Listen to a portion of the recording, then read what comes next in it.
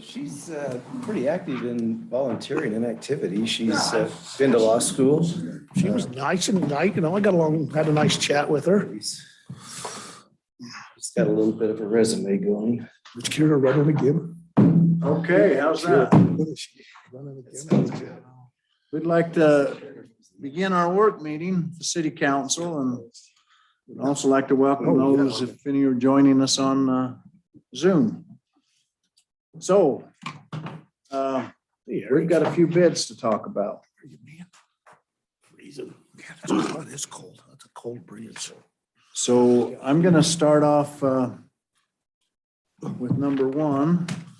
I supposedly have this all organized. And what it talks about is the Morgan City Hall basement project. So Ty, could you fill us in on? Sure. So this is the basement project that we got a CDBG grant for. So the bid tab sheet is in your packets. We got four bids. I think we got a fifth one too that came in late, so it wasn't included in the bid tab.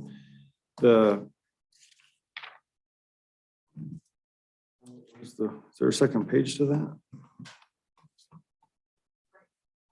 Oh, no, there's two. So anyway, we had 5 bids. One came in late and so it was disqualified, and it was a lot more. And then we had one that was lower than ACS, but it was an incomplete application. So they had all their numbers and then just wrote on there, excluding a few things. And so we didn't accept that, just recognizing we'd be on a change order right from the get-go, and that numbers, to do number to number comparisons, because it was excluded, wasn't there. And then the other reason why you do that is because at the bid opening, if someone says, hey, I just didn't include this, they have the ability to see what everybody else put on that line item. And then you go back to them and they can just write in either, you know what I mean? So anyway, so we're looking at ACS. We're got a good recommendation. It's a local company. So their bid, it's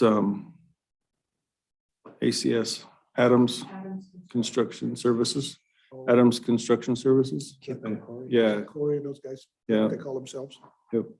They just did a project for the school, and the school told them they had till the end of the school year, and they came and said, we'll have it done in 45 days. No problem. And so I'm excited about that part, because this has to be done by June for the grant. So it's a tight time frame. So that's kind of where we're at. You can see that they're just under the engineer estimate, which is good because we have a few changes to the project since we put it out to bid. So we already think the project's going to cost us more, but we're covered because the engineer estimate's actually what the grant total is. The grant total is the engineer's estimate. Is that what you Yeah, said? so we got the engineer's estimate, and if you remember, we went back and asked for more money. So originally our grant was 200,000, and then we got the engineer estimate, went back, and they approved us for the full amount up to the engineer estimate. So we're covered under grant. And then there's a little bit of room there to add a couple changes, since it went out to bid. So when do we get that completed? And then Weaver Morgan Health, that becomes their name. Yep. And then we'll start charging them rent, right? Correct. Yeah, we don't have a rental agreement yet. That's something we need to work on. I've told them, we're definitely going to work with them, but what we're looking for is just a a good price per square foot for office space. Furnished office space with utilities included, even though it's in a basement. So there's a couple of offsetting, it's like, well, it's a basement, but at the same time, it's, utilities included. And they're also doing all the furnishings. So they have to do all the tables and TVs and chairs and all that stuff. So they're working on that right now to get it all furnished. Who else is joining with them? Health and Human Services. So it's, Weaver Morgan Health will have most of the space, and then Health and Human Services will have a couple offices. Good thing we kept the elevator inspected all these years, huh? Yeah, and running, yeah. Yeah, we've been paying. So anyway, I think we had the floor plan. I had that at a previous meeting. We were interested in that, but On the engineer's memorandum, I found it interesting. He comments on on the ability of one of the contractors to perform or deliver, even enough to say it's not included. Do you see that very often? depends on the project. I have seen where it was work that hadn't been done by a company before. And then we'll talk about that we have a bid for the train depot where, they went through and it's like, well, they don't have a lot of experience with historic renovation. And so it's not necessarily a disqualifying factor. It's just when you rank them, you kind of take that into consideration. Does that, is there any concern does that get us in any kind of trouble? I guess the question is, does that have to be documented? The fact that they're unable, or here's the reasons that we're not including them. Here's where they went wrong on before. So the way the bid documents read is that we are to award the bid to the lowest responsible bidder. Okay. So responsive would be whatever the price is. Responsible Absolutely. bidder would be Yeah. somebody who shows that they've done it before. They've got a history that they haven't missed anything on the bid. Yeah. Well, that would be more responsive. And responsible would go to the quality, whereas responsive Yeah, goes to the. I could picture some of that maybe being subjective, quality and Yep. and what we did that we couldn't perform or what the engineer didn't like about it. Is that That's all considered. And you're right, Dave, that it ought to be documented. We always should document everything the reasons that we do it. And that's why we have the engineer do our whole process for us. So they did the posting and then the bid opening. So everyone was in attendance for the bid opening. They could see. if there was something that contractor didn't like, we could go back to the engineer and say, what was the concern? Oh, yeah. And Because they're going to probably get after us for not giving them the bid. Well, here's the reason. yeah, exactly. And the engineer office handles that. They tell them yours was excluded. So like the one that, came in late. Sure. That's black and white there. Yeah. Some of the subjective part may be. But they're also, like Gary was saying, they're also required to follow the exact bid. And when it's specifically spelled out, this is a requirement, then that's our expectation, is that we're gonna have an opportunity to compare apples to apples. And, Right. so that's just kind of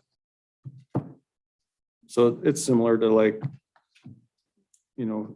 someone that applies for business license and fails, doesn't give a complete application.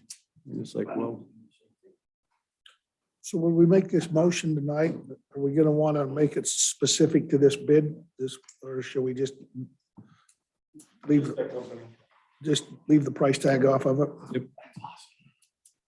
yeah.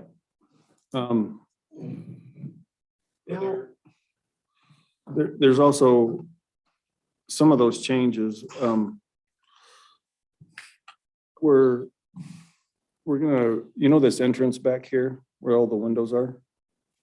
Oh, yeah. So it's this level. It wasn't included in the big package, but we're gonna have that redone and as an employee entrance to the basement. So we'll have our employee entrance down the hall, this one right back here.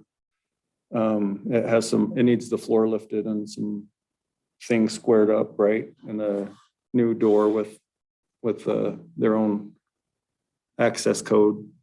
And then they'll just use the basement. So their employees will come in that back door. Ours will come in, behind our hallway that are all locked. And then the front doors will just be operating hour entrances. So just a quick question. So if this, we had like change orders and that type of thing, and this went above, what this bid is for,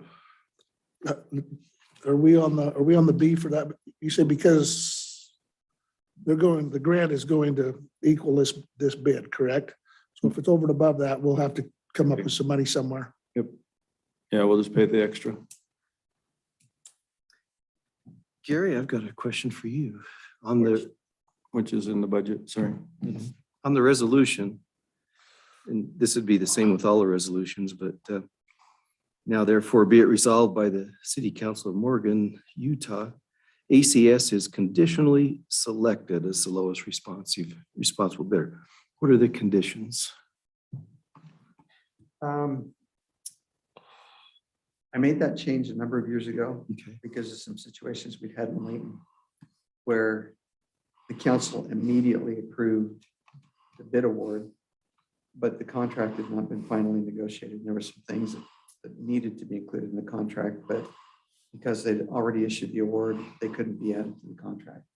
And so from that point forward, I put in the resolutions that conditional acceptance so that the city manager still has the opportunity of going in and making sure that the agreement is exactly what we need.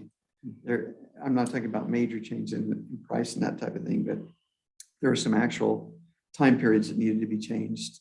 There were some other things that needed to be changed in the agreement. And because they had already finished the agreement and issued the agreement by resolution, they weren't able to make those changes. So I just built flexibility, not I, but the attorneys felt that it was wise to build flexibility into those contracts and into the resolution. Does that make sense at all? Yeah, so we don't need to spell out the conditions, just could be almost anything. Just gives us some flexibility, I guess. It does. So this word right here, this authorizing further negotiations in this resolution, Yeah. that's essentially allowing Ty to tighten it up. If it needs to be tightened up somewhere or something needs to be, the price is not going to change. What you see in front of you is not going to change. But there may be some things in the agreement that, like I say, time was a big one for that Layton, used to get caught up in. And there are a few little things like that that may need to be tweaked, but we didn't want to fasten you into a contract from day one without having that opportunity to be able to It's make probably sure. not going to rise to the level of eliminating the contractor, more just making no. changes. Yeah, no, Yeah, and there's- you'd be the only ones to be able to do that at the council.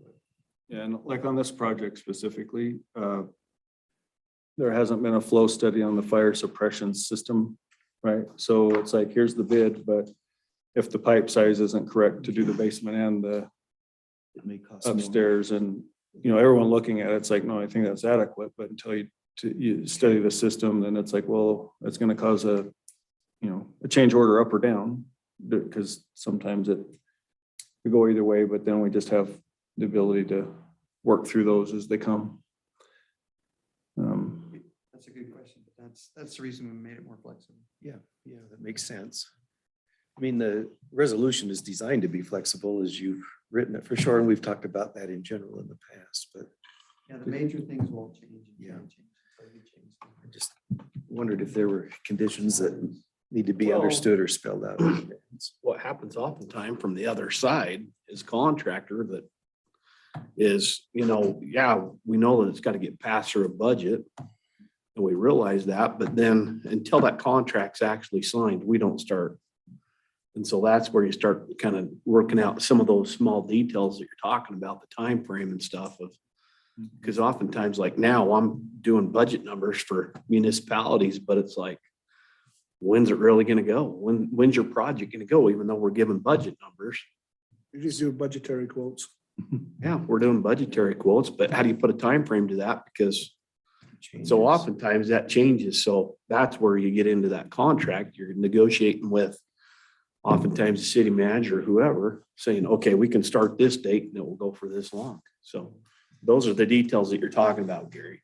Because if we set a resolution tonight and said it's got to be this time frame, well, Okay. then you're just frozen in time. And what if the contractor can't get materials or whatever it be, they get stuck too. So, Yeah, or if you had to amend yeah, something by council, then you're like, well, let me get back to you in a couple of weeks when we have our next Right. meeting and Be upwards of a month, maybe. Call- before we Yeah. could do anything. call pause on everything is more detrimental to us than. So are they about ready to go then? Yeah, and pretty excited too, because they came and looked at the facility. So of all of the bids, ACS came and, I mean, they looked at the sprinklers, they looked at the, where things tie in. Did quite a bit of homework Yeah, on. it seemed like you'd want to do that. I'm surprised that somebody doesn't do it. boils down to time, Yeah, Sure. Yeah, and then, time and your resources. 'Cause yeah, you don't have it. they all have the Yeah, plans, they all have they all have the Yeah. drawings and stuff to go off of and all the measurements, but still just, Better know. to have your eyeballs. That'd be nice to see. so. Anyway, we're pretty comfortable with that recommendation and excited to get started. I noticed that Microphone's on your Hutchinson, engineer himself, Yeah, signs as such. Professional engineer. yeah, Is so, there any other discussion? I'm good. Yeah, that's answers my questions. I know what we got to do. Let's move on to the historic Morgan City Train Depot project. Resolution 2207. I'm actually quite excited about this. It'd be nice to get something in there, won't it? Yeah. yeah, so this is another grant that I think I've already mentioned, we signed the agreement. This grant, the money's already been given to us, so we already received, I It's in think it the was bank. 72,000. Something, yeah. And it's one that Rachel Turk got for us. What's different about this one is the engineer gave the estimate but didn't handle the awarding procedure. So Rachel's actually being the project manager on this project. She received it. She took the 3 bids to the historic committee for review, and then they ordered them. You know, they ranked them. And then I met with her today and went over the different bids, and they were all, just some differences and whatnot, but Well, why was that? Why wouldn't the engineer do that? just because we didn't put that in the scope for the engineer, and it's not a grant that they went and got. And then what we wanted to do is give the Historic Society more of the purview. And this isn't a complete remodel. This is just to bring it up to compliance so it can be occupiable. And we wanted them to be hands-on, and also because they're evaluating, one of the requirements was to have an architect on the team that was approved by the state list for historic. Okay. And so the low bid that came in was that Dillon Design. And what was interesting about that one, it was low bid, which was awesome. They could meet the timeframes and all that, but the person on their team that's now a FFKR employee was the state architect that came and did a review of our whole commercial street. So he's done a review of Buzzy's. He's currently the architect working with Patterson on the Vallis Hotel. And he also had personally gave us drawings already on the depot about what it would take to get it to ADA compliance. And so he's on the team of the FFKR architect. So that was cool. Does the, So is it- does the historic committee have the ability to be a project manager? Rachel does, yeah. It's our building, so it's under my responsibility, and like we still own the grant, we still do the payments. It's just, she's gonna be the representative for me essentially on the project. Just like tonight, we're awarding, they gave us their recommendation. I met with her. I'm comfortable making the recommendation for FFKR. And then we just work jointly on it, but it's essentially, them working for us. So Ty, I have a question on, maybe I should ask it on the last one as well. So, but on this one specifically with the depot over there, is this like a design build quote?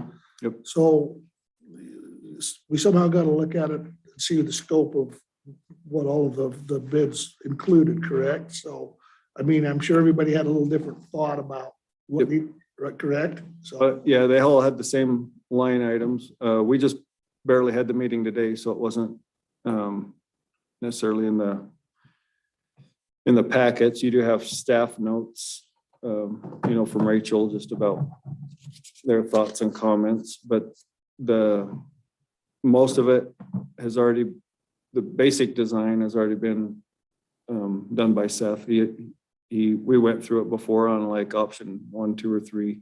Where do you want the stairs? It's just the architectural reviews hasn't been done, for. So I guess what I'm asking is, so on these bids, these 4 bids for the railroad depot, they are basically apples to apples. I mean, it's what, okay, all right. Yeah, okay. Yep. Yeah, they're the same thing. It's all, they all have the exact same line item. Line items, They already know they're doing okay. HVAC, they know they're doing electrical, they know they're doing the plumbing, windows. Then let's talk ADA. about one Okay. line item, number 5, retaining wall for ADA ramp. Engineer estimate 138,000. There's no one, I mean, that's the single largest estimate, of course, so that draws your attention, but there's no one that's come even close to having that in their bid. How do we know we're going to get a retaining wall for an ADA ramp? I mean, concrete in Talon was 39,000, Pantone was 29, and Polson was 7. I mean, they're not even in the ballpark.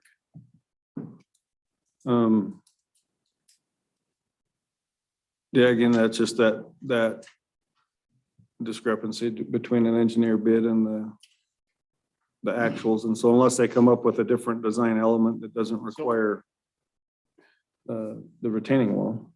That's what I was just gonna say. So Seth here, when he did that, was probably thinking, man, in order to get a ramp in here, you're gonna have to build this retaining wall. In order to have the retaining wall, you're gonna have to anchor it in. You're gonna have to do all this stuff.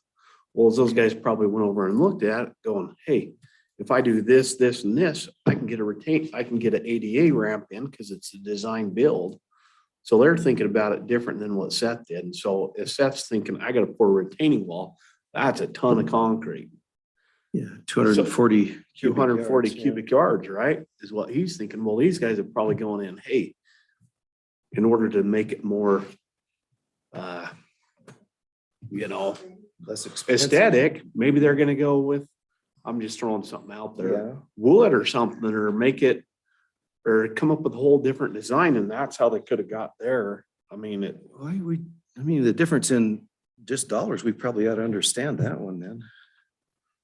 So I mean, 3 years from now, the wood doesn't hold up or whatever, but I don't know. I was just saying wood. Yeah. I mean, it could be, they could have Regardless of concrete, but yeah. they could do a whole different Regardless of approach to it. regardless of the design, they're Right. telling us how to do our job. Our project, we need to understand it. I mean, if they truly have a concept that's better, then, Seth ought to say, yeah, that really is, and away we go. Right, correct. And that's how come during a design build, oftentimes you're meeting with those project managers, with the engineers going, well, you had proposed this retaining wall. What we're gonna do is And that's this step, and it's gonna complete the requirements, and it'll do this. But then that begs the question, should we get some savings in that if there's a better way to cheaper way of doing it. Well, they could have taken those dollars and put it somewhere else, because oftentimes the engineers could be light on one of those other ones. Yeah, and it's weird that the overall came in close, but the problem is we're doing a design build and we're doing it by June. We're doing it by July. The design build ones are always complicated. They're always So the- tough because Yeah, because So, it just is, because, you know, like if you got a set of blueprints, it's easy to bid off of, right? Because boom, boom, boom, you got your line items. yeah, but during the design, then even though Rachel's the project manager, it's gonna come back to me, right? Yep. You're gonna say, hey, do you approve this or do you approve that? And then Yep. what design we like. So if one says, well, you know, like right now, there's two options I can think of right now. The ramp, if it goes out the left side, whichever side that is, mostly west, right? north, North, Towards commercial. northwest, I'm just saying you could build a ramp Right. on, take advantage of the slope that's there with very little retaining wall, but it might not function the way we want to. And then you can go to the other side, it's like, well, that's right in the parking lot, right next to the tracks, and in order to get that ramp, you're gonna have to, and so there's gonna have to be some like, hey, we could design it one way or the other, which one's better, and then evaluate the costs as we go, and then they build to that design. So where it's a design build, it's kind of like the architects working with the actual construction side of it, and one gets to consult with the other. So the construction side gets to say, well, this is what it's gonna cost. You can do that, but this is what's gonna cost, and the historic side is just to make sure that whatever they do, they don't ever compromise the historic nature or change the, you know, the value that the building still holds on certain things. So it'll be interesting to see how it turns out, but yeah, there's a lot of flexibility still to. design build's interesting. It is. Hence my question, that I Yeah. asked at the outset. Help me understand, what does design build mean? You don't have blueprints, you don't have an architect design it. You go to At the same time. contractors and you say, design build, improvement to the railroad depot. And this is what we'd like to see, or these are some of the things we'd like to see done. But you're basically, Sounds like trouble to me. you don't have a blueprint. Yeah. It's So why wouldn't we just get a blueprint? Eric said it correctly. He says you go to 5 contractors with blueprints specifically of what you want done. Now they're definitely bidding apples to apples because there's the blueprint. But the other side is if you paid for just the design without the design build, sometimes architects will come up with things and then later you'll bid that out. On the construction side, they'll be like, what are they thinking? I know that looks I'll give you an amazing. example, Dave, but The other- somewhere right here close of a design build project that I was on that made a lot of sense, okay? And this will kind of maybe put it in perspective for you. When I was right over here, when I was working for Randall Clark, we redid when they remodeled the seminary building. That was kind of a design build project because it was a remodel project. Well, the architect at the time, remember all the rock work out there? Yeah. They found that there was a problem with the rock work out there. And the architect came and says, well, we're going to do this and this and this to fix it. Well, I watched the church representatives look at the architect and say, shut your mouth. Turns over to In the those terms, huh? contractor. Yeah. Yeah, pretty much. He turned over to the contractor and says, how long you been doing masonry work and rock work? And he says, I've been doing it for 30 years. He turns back to the architect and says, how much rock have you ever put on the wall in your life? And the architect says, I haven't. Turns back to the rock guy and says, okay, tell me how you're going to fix this. And the rock guy says, well, I can do this, this, and this, and I can do it. And it'll be minimal amount of money to fix it. Church guy says, do it. He just cut out the architect altogether because the guy actually with the experience knew how to fix the problem. The glass windows on that same building, if you look, when they was first built, right next to the glass doors, there was a huge glass pane right there.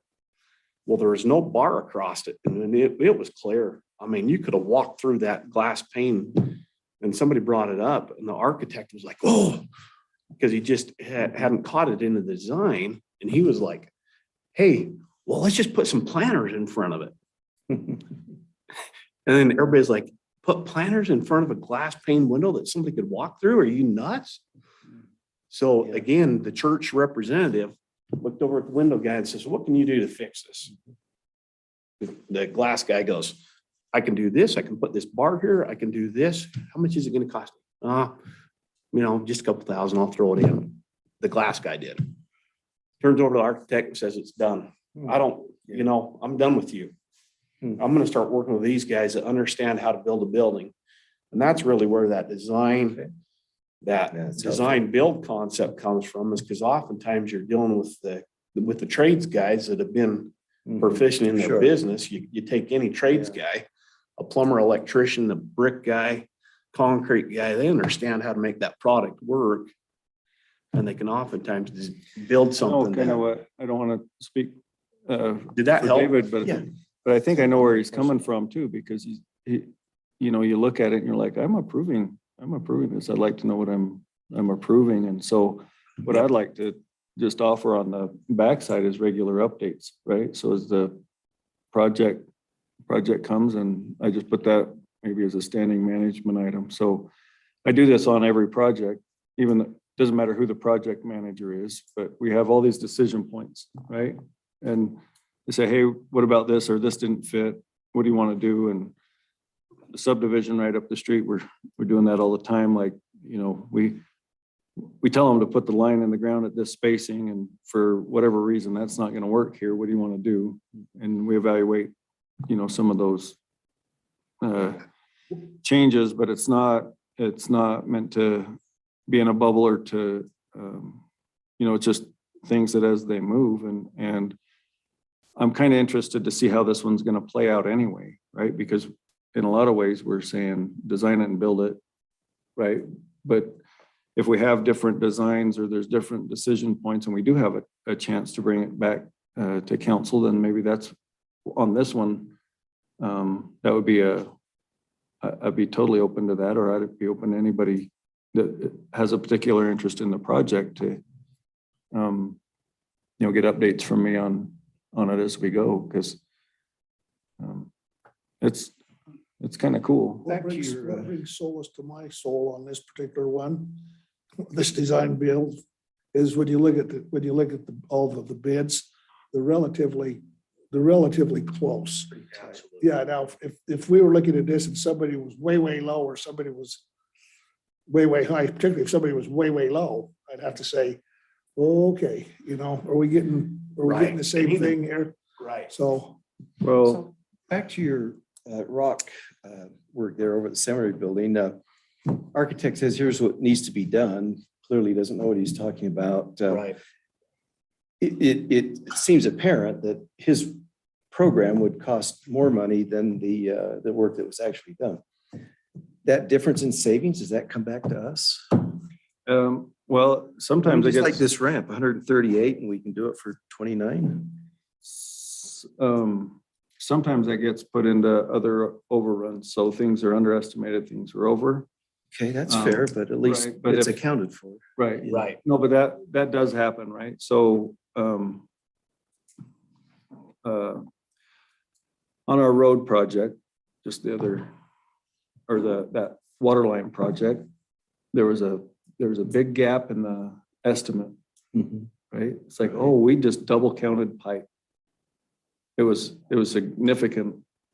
It was like 40 grand or something. I can't remember, because we had two projects going, and the total the total square, or the total linear feet were counted in the first project. And then Yeah. on the other one, it's like, oh, we gotta have this much pipe. And then when they actually started ordering the pipe, they're like, oh, we got way too much pipe. And yep, we parked it. We're like, hey, yeah, if we don't need this much. And then all the overruns, it absorbed most of the overruns on other things that happened during the project. But we do have that capacity to say, hey, you didn't do this, you don't charge us for it. Gotcha.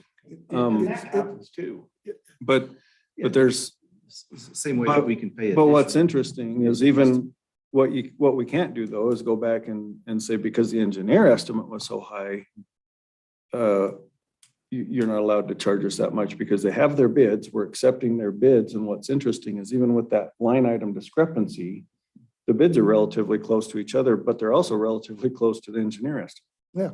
Yeah, How that happened, that's. Yeah. Well, that's, yeah, I But- mean, but- those are big question marks. But they're saying this is, this is kind of where it landed for us. And we will, just stick to, Will the architect do the inspections in this FFKR? our building official will do the Okay. inspections. So they'll do the design work, but the contractor will be building to that specification that they're setting, right? So the design phase is the first month and a half and then construction. So it's, but as far as like our building official will do inspections on, does that meet building code? I mean, okay, and then not unlike the engineer chiming in on the ability of the contractor to do it, do we, without that engineer, do we know that Talon can deliver? Yeah, so they have a pretty good track history. Okay. And they have a list of other projects. Do the architects recommend them or do they go to the architect? They put together their own team. So Yeah, I mean, the architect is well respected for That sure, happens all so. the time, Dave. yeah, but he's, You'll get companies that do joint ventures all the Okay, time. yeah. They'll see a project. So how they It come happens- together, we It don't happens know. all the time. subs. The FFKR probably Yeah. wouldn't join up with somebody that couldn't. No, no. Okay, that's. So what they'll do is they'll get together and say, hey, we got this project. Yeah, Let's go bid absolutely. this project together, and they'll do a joint venture. I've even seen where they'll actually almost create a whole nother company. If it's big enough. If it's yeah. big enough, they'll get on those jobs at Yeah, Hillfield, gotcha. on those MAC projects, and they'll do joint ventures, and it's like blah, blah, blah company joint venture, and they'll basically start a new company for the run of that project. I mean, I've seen those big contractors will do it all the time. They'll just do partner with. But you look at it, well, I'm looking at it, you look at the concrete ADA ramp, and you look at the engineer's estimate, he just got concrete ADA ramp, $2,900. Well, his But is- then he needs a retaining wall Well, for it. yeah, but you drop down here to this other one, and then now it's 39,000 for a concrete ramp. Right. You drop down to this other one and the concrete's 29,000. 29 and then the third one's. Don't ask me why I'm zeroing in on concrete, but it might have. He But only knows it. then the other concrete, 6,900. I mean, so that's kind of but again, what brings solace to my soul is that these bids are all fairly Well, yeah, close. but the retaining wall was 200. And the line items might be funky, Yes. but the total cost of the projects. The architect wants 240 cubic yards, so you can do the math on that one. It adds up. Well, that was $575. What was engineer? 575? For a cubic. Yeah, for a cubic yard. That's good. That seems. We're taking 240 cubic yard, yeah, $138,575 a cubic yard. Is that kind of steep? Well, the thing you gotta understand, if Jeff was here, he'd tell you this, and that is they go by the total cost of the project, the That's- line yeah, item, they that's- can shift. That's right. They might have a sub over here who owes them some favors, and so it'll be, 16,000 for this sub. The other guy's 29, the other guy's 35. But they're gonna put this sub in here, and they can shift those line items around as long as the total doesn't end up any different. Yep. So we don't go item by item, and did you spend 35,000 on, Yeah. it's because that's just the way that they operate, is they shift all over the place. They do. Their Well, that's where profits, you you- never know where they are, really, mean- as long as they come up to one price at the end. I was trying to remember what project it was. It was way back when we put the tank up here in South Morgan, and the tank up there in South Morgan. And we had, there was one, they were 4 or 5 pretty similar. One was just completely, rock bottom. To where you go back to that contractor and say, okay, now wait a second, And that's, is this for real? Is this firm? Is this where and then as a contractor, that's where you start going, you know what? Yeah. I missed something, man. Yeah, and they did. Yeah, yeah, that's where you start going, no, pull my bid, because Yeah. you had to have missed something. And that, to Tony's point, people always ask me and I say, it's really true with anything, right? Pretty much, let's just say the price of the truck is the price of the truck, because Ford, Chevy, and Dodge at the end of the day have got to compete and they got to sell a truck. They're not that far apart. It's the same thing with contractors. At the end of the day, the price is the price. For concrete, the price of concrete's the price of concrete. I mean, Other than on the high end, there are those that say, Total price. you know, They get a- make it worth my time and I'll do it. Like we're scheduled out, we could fit it in, but and that's where you Really get don't wanna do that's it. where you start getting the prices. you get the higher right? ones and, yeah. and You get so- the higher ones that are gonna be like, you know what? I don't have time for this. I'm gonna bid it. If I bid it, I'm gonna make lots of money. It's gonna be good. How bad do I want it? How bad do I want it? You know, Okay. that happens a lot too. Happens in about every phase of I don't want it. anything. But if you're paying Repairs are this- that way. I'll do You it. get one bid from one guy, another bid from another guy. How hungry are they? Unless you got one that's extremely high and the other three or four are tight, then that guy, what they're telling you is, I don't want this job. Yeah. If you want to pay me that to do this, I'll do that. Mhm. Mhm. Some more. Yeah, I You mean, have a vacation plan. Okay, The resolution, though, it was blank as to who we're agreeing with. We're going to choose the Antellin and the FFRK then. Yeah, I noticed that too. Yeah, we just really met today and Okay. to make that recommendation. So Perfect. we're getting the beds last week when we were making the agenda, and just because it's another short time frame, I don't want to delay it a couple weeks because, so What do they call themselves? This Intelligent Design or FFKR? yeah, I'm telling, That's how you'd want to make the motion. FFKR. I just put both. Okay. It says Antellin Designs or Design Dash Build FFKR Architects. Is that the proper name? Their bid Proposal, yeah, I'd do that. proposal? Okay. Yeah, we'll use that name. Does that work? Yeah. Okay. like I say, sometimes they'll just join and, Joint ventures. yeah, joint venture. Yeah. That's the name of the blah, blah, blah, joint venture. okay, any more discussion? Mm-mm. Next one is this landscape for the park, right? Yeah, resolution 2208, Riverside Park Irrigation Project. So this'll be actually a good water saving project. Yeah. This one's been in the works for about a year and a half. We wanted to do it last year. In fact, we actually had companies look at it. We did collect just bids, not a bidding procedure, but as a city, we got some quotes, if you want to call it that. At the time, it was just to apply for a grant. We did try and get a water conservation grant and didn't get it. And then at the end of the day,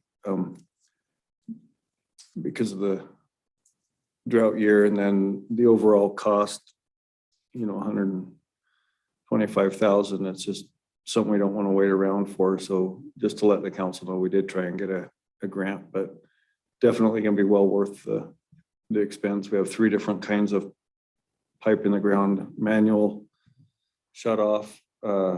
So it's pretty disheartening when you know you're overwatering and still not getting good coverage, and then having employee time associated with that. So time of day and park use.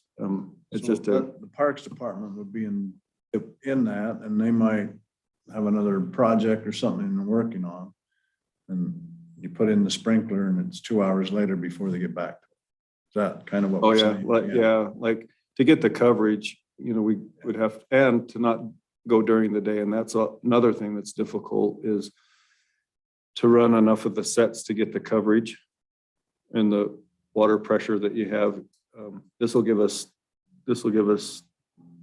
I don't remember, like 4 times the zones that we have, and they can take turns during the night.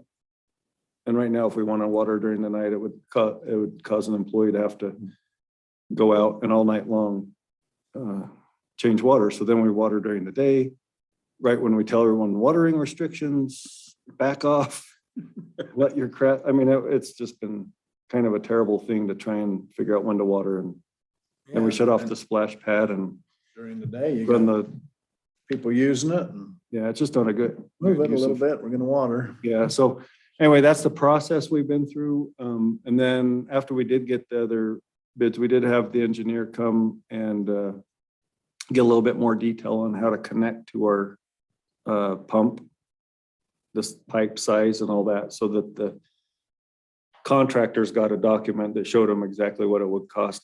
And the first time we did it, it was pretty much just a guess on, this is what it costs me to do sprinklers for, and so these have been reviewed by the engineer, and they've, everybody that was sending information packet understands how to connect to our 6-inch main type thing and run the. Do we rely on the landscape company to determine pressures and stations, or is there, you say the engineer, is there some engineer? Yeah, no, they went through that with them. When they evaluated the flow and the zones, and we can operate multiple zones at the same time. It's just that we have that flexibility to, do that. Plus, there's some places on there that are designed for additional zones if necessary. You say an engineer has helped with that part? Yeah. Yeah, good. Yep. Yeah, so feel pretty comfortable. The big difference in the bid, we have no reason not to. Go with the lowest. Yeah, and they've done workforce. Local. Yeah, it's a local company. They've done workforce in the past, and so we don't have any. One thing we did Last name do. is Win, what's his first name? Steve? Steve? Yeah. Down in your neighborhood. Yep. Yep. Good guy. He is. Very good guy. One thing. Still doesn't send me a bill. One thing we did on this one, because the dollar amount's relatively low and the risk is pretty low, we didn't have a bond requirement like we typically do. And the big reason for, having that bond set aside is to make sure subs get paid. If subs don't get paid, that they don't come back with a lien, all that stuff. But there's just a one shot. We're just paying one company to go do it, based on their supplier, and then we'll only pay them for the work that got completed. So our risk is pretty low.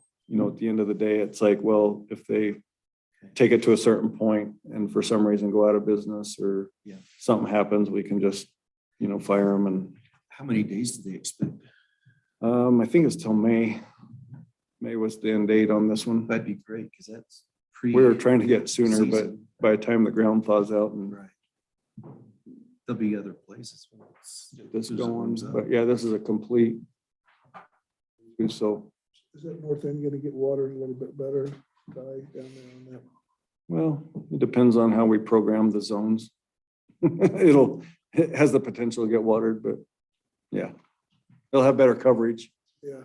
I'm just saying, I don't want to promise something and have the timer go bad and then have Tony come say, you told me. You told me that'd be green down on that. Yeah. The other nice thing is the whole system now can be connected to SCADA. So it's not even show up to the park. We can monitor remotely. So first, second, and third would be in trouble if the timer went on. Yeah. And did anybody even use? Or if we that needed to end a game, we could just, this year? what's that? Did anybody even use that Little League Diamond this year?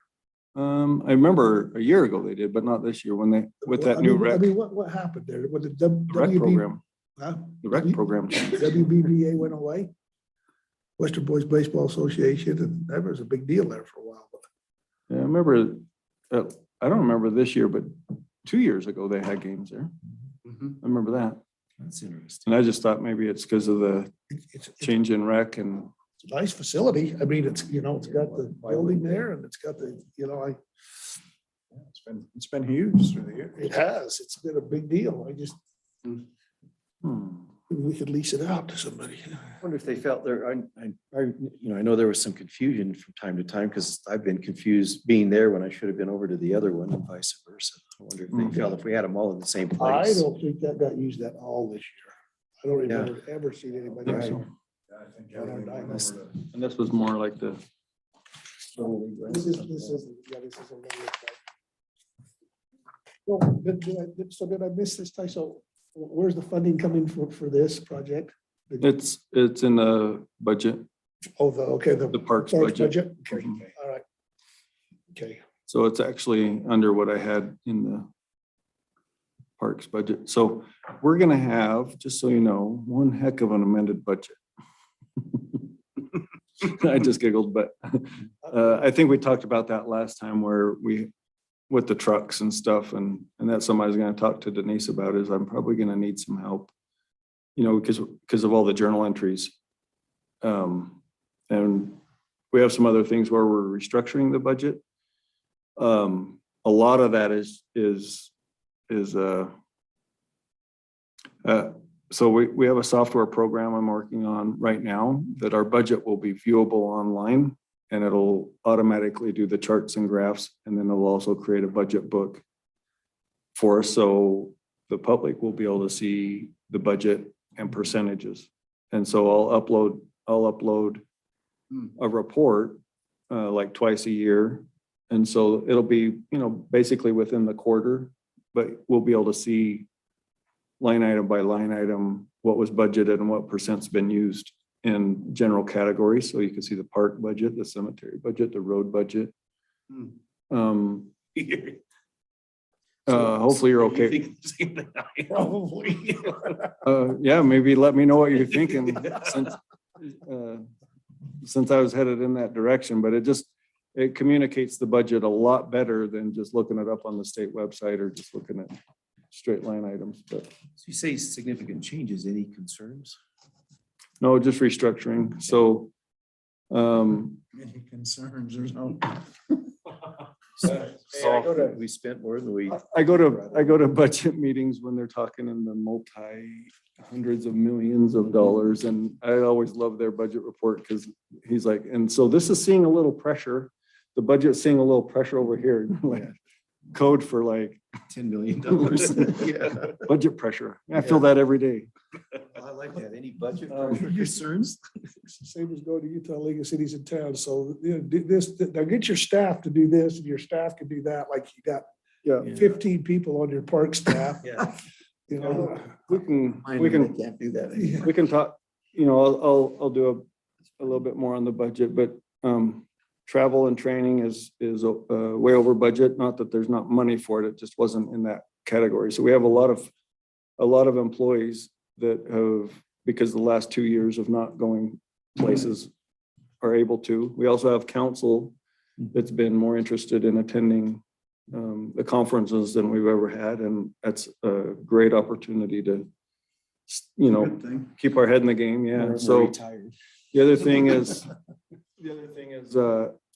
our incentive program I've pulled out. So we have one line item for employee incentives that is way over budget, because before the end of the year was just included in every line item for budget or for salaries.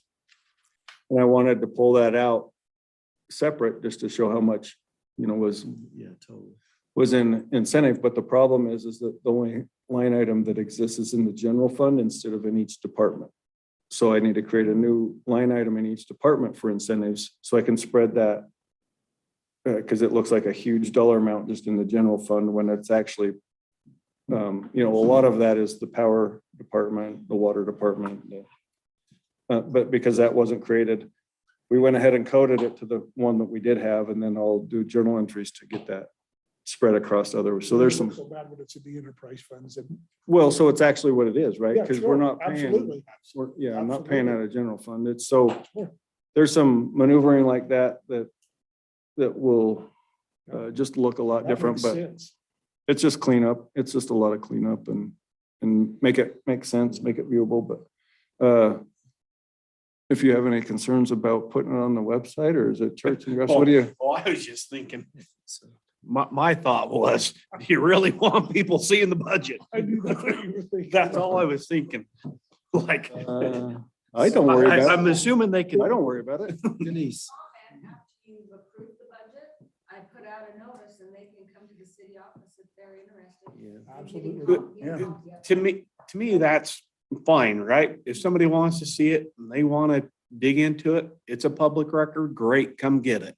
And it's out on the website. But I mean, So here's the other part, and I like, so personally, I think absolutely people should understand where do your Much tax, more of them did. yeah. tax dollars go. Transparent. Yeah, So can I kind of interject here because sure, we, it's your meeting. well, We're just, I think the next ordinance 2204. I think what it's easy to explain real quickly is that we just added a package store. Now, is there any questions on a package store? Yeah. What is it? If you go through there, we have beer sale only, which several of our locations have. Convenience stores. Yeah. And then we have a Class B, Liquor license. and that's where they can actually sit down and have a drink. We have one of them. And then the package store it's just not limited to beer. Yeah, we have one of those. Has to be state licensed. Yeah. State license. It's the liquor store. It's the liquor store. Yeah. These. So we just had it classified before as selling beer and a sell and consumption. Now it's a package store. Good. it changes the title, from beer license to alcohol license. Fee didn't go up or anything like that. It's just a different just classification. cleaning it up. Yeah. And today, we have a great opportunity, we hope. He's actually on Zoom, so he's ready for council. Okay, so what I'd like to, if we need a 2-minute break, I do. The older we get. that tells our age, doesn't it? So let's hurry and do that, and then, Do we have enough in the budget to turn on a couple more lights? I like it this way. Okay. Adjourn it. I've been in here all day. with Oh, that. let's adjourn the meeting. So good. Thank you, Tony. That's a good light in there, wouldn't you? Yeah, that whole wall. I can adjourn it. What? Mayor has to adjourn, right? Mayor has to. Yeah. Or you can take a motion. to Unless we all get up and leave, then that. adjourn. A motion to adjourn doesn't even require a second. No. I didn't think- you don't even have to make a motion to adjourn, do you? Yes, You do have to make a motion to adjourn? yeah, or the mayor has to just adjourn. Yeah, but he can just adjourn it, right? Yeah. Yeah. Yeah, you don't, yes, you're right. You don't need a motion. I get it. I get what you're trying to say. So in this 2 minutes, I'm gonna explain what this is. So you remember that, the mediation arbitration, from the property rights ombudsman and the property owner statement? Yes. And then the mayor wanted to go through and make some, responses. Oh, yeah. So we typed up this memorandum today. If you want, do you still have the application that the state Yeah. ombudsman sent? Yeah, I do. Okay, so this is what the mayor came up with today that I typed up. If you have questions, holler. So I think Mason's gonna do just a legal memorandum Okay, for Gittens for the person who's gonna be arbitrating it or mediating it. He'll understand what the Okay. issues are, okay, which is a little different than the responses. from the mayor. Yeah, because we're gonna focus on just the issue, the main issue, which is whose water is it? So One you don't sense. need the mayor to type up anything else and have exhibits to it, a narrative or anything. No, we're gonna get together on Wednesday night. Okay. Absolutely. He wanted to come in tomorrow and Yeah, then, yeah. And I just Tomorrow haven't heard the afternoon. Is that all location. right? Is that here? Yeah, we'll do it here. Oh, okay. Mason and I will come. I can go whatever. You guys travel, me and Ty can travel. Not a problem. We'll come up here and then, I appreciate this. I'll give a copy to Mason. okay. and Then We'll get her holler if you have together. questions. Yeah, so,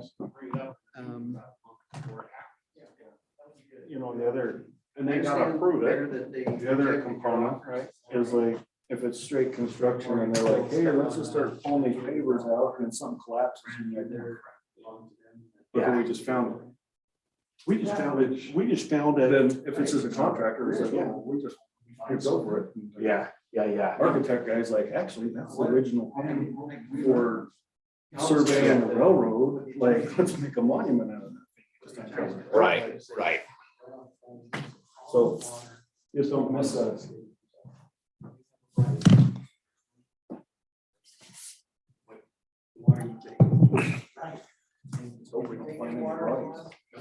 Well, you never know. I mean, that's the thing too. Oftentimes the design builds are better for those change orders, right? Not only that, but it's even worse for them because we actually deliver the water. Because on an actual blueprint project, you're kind of stuck to those drawings, right? There might be change. Yeah. Yeah, it's gonna be. It's not work, no more way. But the nice thing about it is they'll know. They'll know.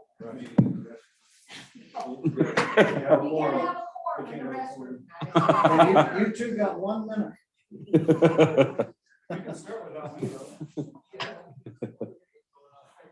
So don't freak out when I'm gonna take.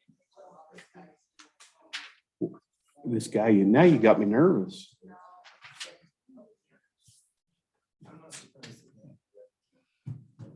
Wow.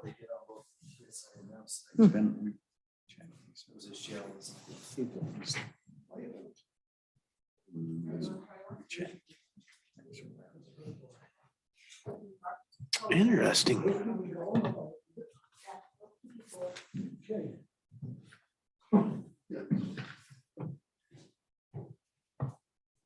Let there be light. Saw you laughing at that. I know what he's thinking. Between one of us here. Well, I could just see it being a problem, like, you guys got X amount of dollars in the road budget. You've only spent this much. I mean, I could just see it. My road's crap. How come you're spending it over there? I mean, you gotta get that anyway. I know, but you gotta kind of, But they don't. but you don't, right? But for transparency, all our budgets are out on the website for the last 6, 7 years. If they want to go get them. But nobody Nobody does, nobody goes to the Nobody. other. Even if You I, guys all have your mics. I got mine, mine's on. Mine's on now. Okay. Dave's is on. Well, he's got it, but he don't have it on. Light over on this side tonight. It's kind of.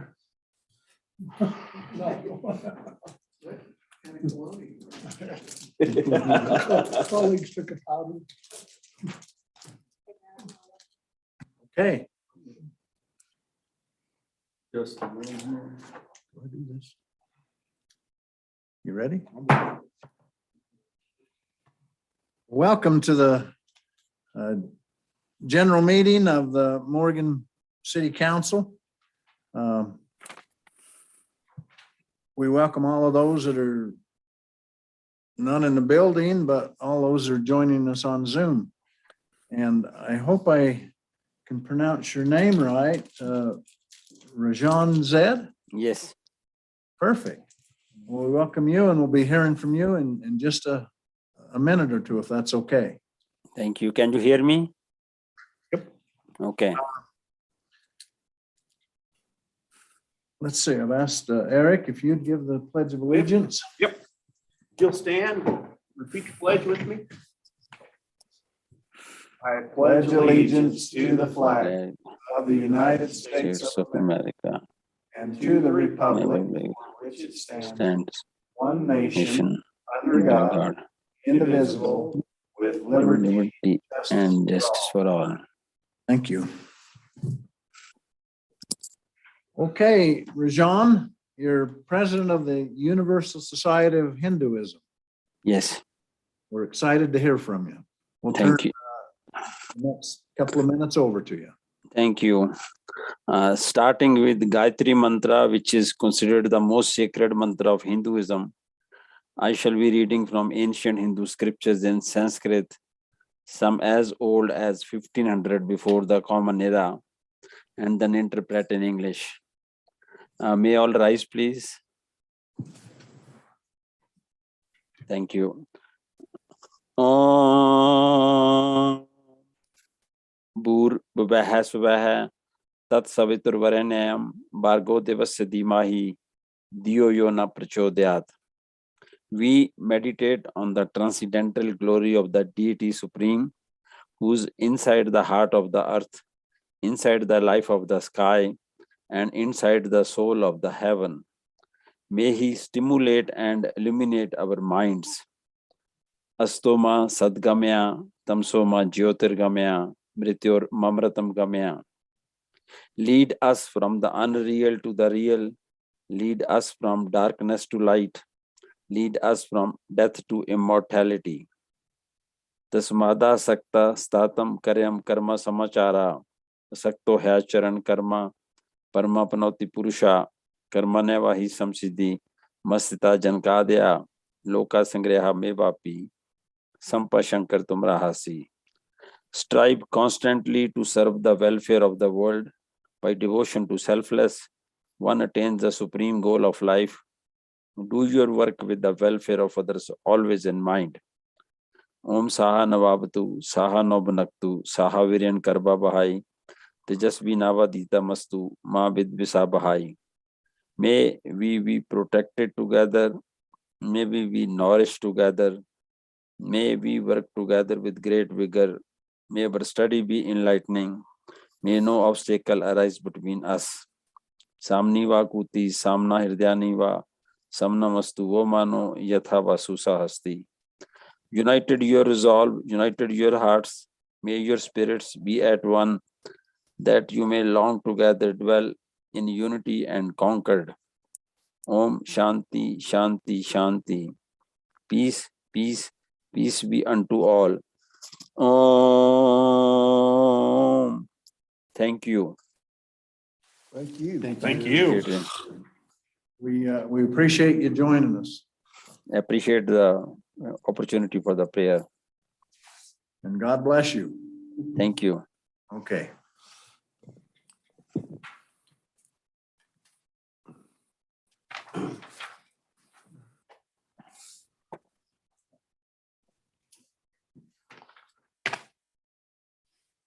Okay.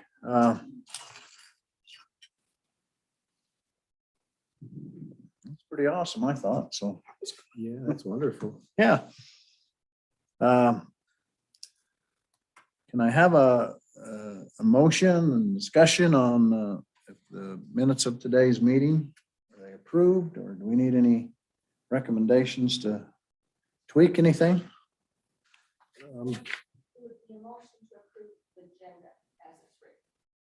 Okay. Do we have a motion to approve the minutes of the agenda? Yeah, the agenda, the meeting agenda. Meetings agenda, right? Oh, sorry about that. I just put them both together, didn't I? Yeah, I will make that motion that we do approve of of tonight's meeting agenda. And I'll second that motion. The motion, Tony approved the meeting's agenda. Made the motion, and a second by Eric. All in favor? Aye. Any opposed? It is unanimous. Or the minutes and the warrants from the minutes from February the 8th. So first, I was gonna ask Denise, I keep forgetting, do we have anybody with a comment? No. Okay.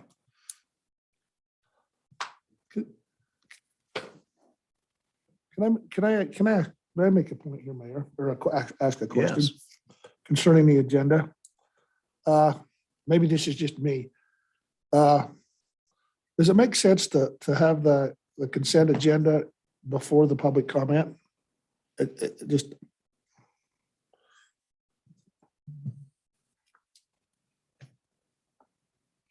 It's not, I mean, it's not the end of the world, but I mean, I'm just thinking, do you get the minutes and the warrants out of the way and then have the public comment?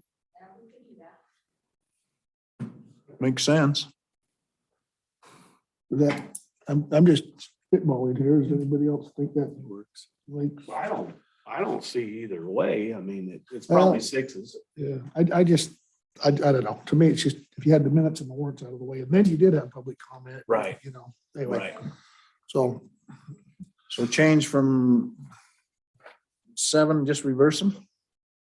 next time. 7 is 8 and 8 is 7? Next time. I would be okay with that if we started doing Yeah. that in the future. Okay. I mean, that's just my question, so Yeah, that works.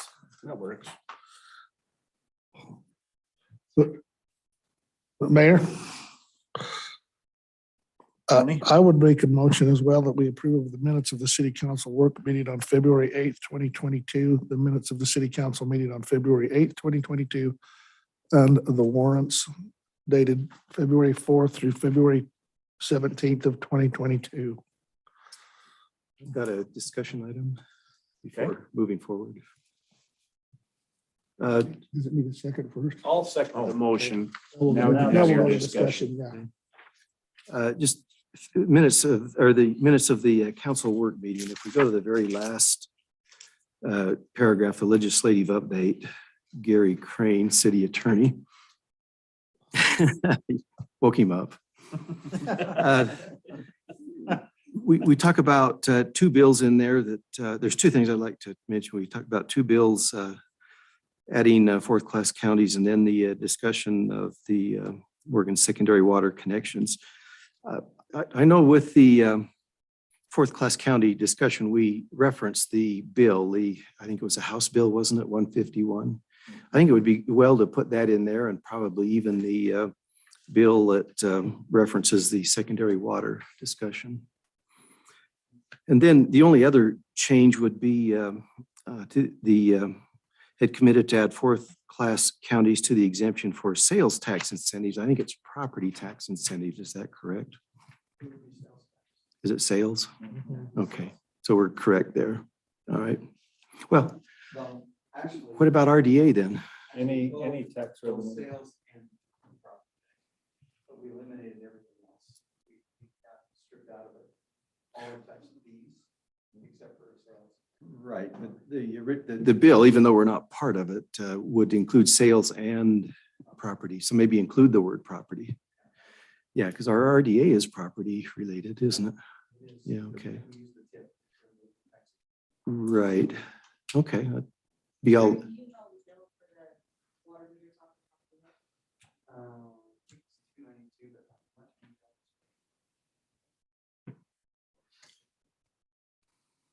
Were they both House bills? They were. Okay. That's all I had.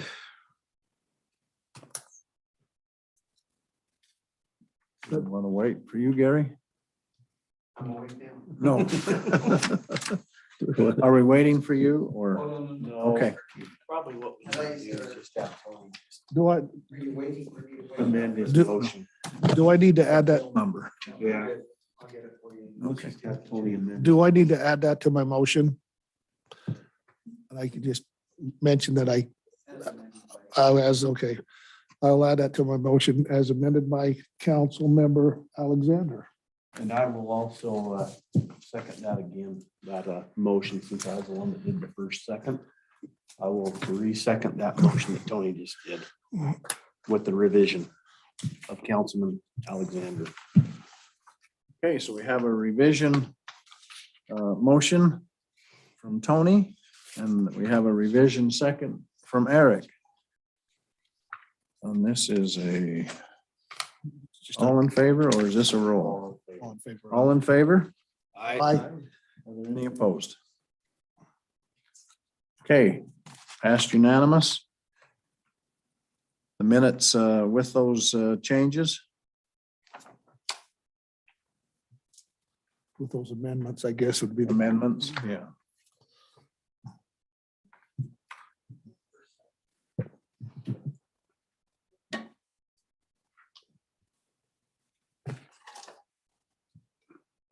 Catch up on all my bookwork here, or my paperwork. While you're doing that, I think one thing I want to make in this meeting is we're going to go through some resolutions here pretty quick. Tony did this last week, and I think if somebody's watching this, they need to realize that we put some time and effort into these before we go past them, because this could go fairly quickly tonight, but it isn't something that we just willy-nilly. arbitrarily do. There's been some time and effort put into these resolutions before we go past them. It can go pretty quick here. And to dovetail on that, and you're right, I've said this in the past, Eric, because I've often wondered if somebody's watching this, to think, are these guys even talking about this? Yes, we do, because we have a work meeting prior to our city council meeting Right. where a lot of this is discussed. So, yeah, I think that's a good thing to have on the public record is that comment. So, I'd also include Denise makes a reference to that event in the minutes. So that's a good move, Denise. Thanks for doing that. Yep. I think we continue to do it also. good point. And thank you when you get put in the hot seat, so to speak. And I thought about it like 3 times today to mention that particular thing. So thank you for that comment.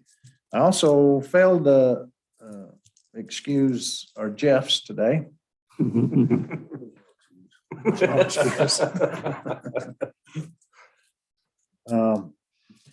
But we have a council, so that's what counts. Yeah. It kind of is still to have a quorum and be able to function as a. You can rest, Mayor. There's no tie votes tonight. Yeah. That's right. Yeah, yeah. Yeah. Okay, well, thank you for that input, Eric. And thank you for reading my mind earlier in the day. Let's go to the agenda, the active agenda, and the bid award for the Morgan City Hall basement CDBG project resolution 2206. So I'm going to ask somebody, because I'm kind of new at this, what is CDBG stand for? Community Development Block Grant. Ah, thank you. Okay, Ty, I'm gonna have you bring us up to date on this. So this is the project to renovate our basement that's currently vacant. We've cleared out all of our storage and done a lot of effort on this and the depot the last couple of weeks, clearing out all of the stuff that we've accumulated over Lots of years. we'll say, yeah. But this will make office space and then become the future home of the satellite office, if you want to call it that, for the Weaver Morgan Health Department and Health and Human Services. So it includes the basement, offices, 2 restrooms. It'll have a training room and then some exam rooms down there. So it'll be pretty cool. The other thing it includes is a monument sign out in front, similar to what the fire department has. So it'll have the logos as Morgan City on the side of the brick with Weaver Morgan below it, but it'll be a reader board. So as we do public messaging and that sort of thing, that'll be a nice addition to, First message will be a mask mandate. it'll be slow down. Yeah. It'll say, if you can read this, you're driving too fast. But anyway, so we did get 5 bids. 2 of them were excluded, one for being late and the other one for not being complete.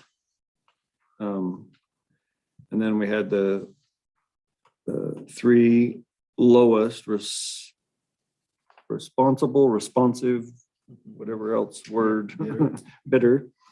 And so the engineer and I also concur. We make a recommendation that we approve ACS to do that renovation project, and the bid tabulation sheet is included in the packet.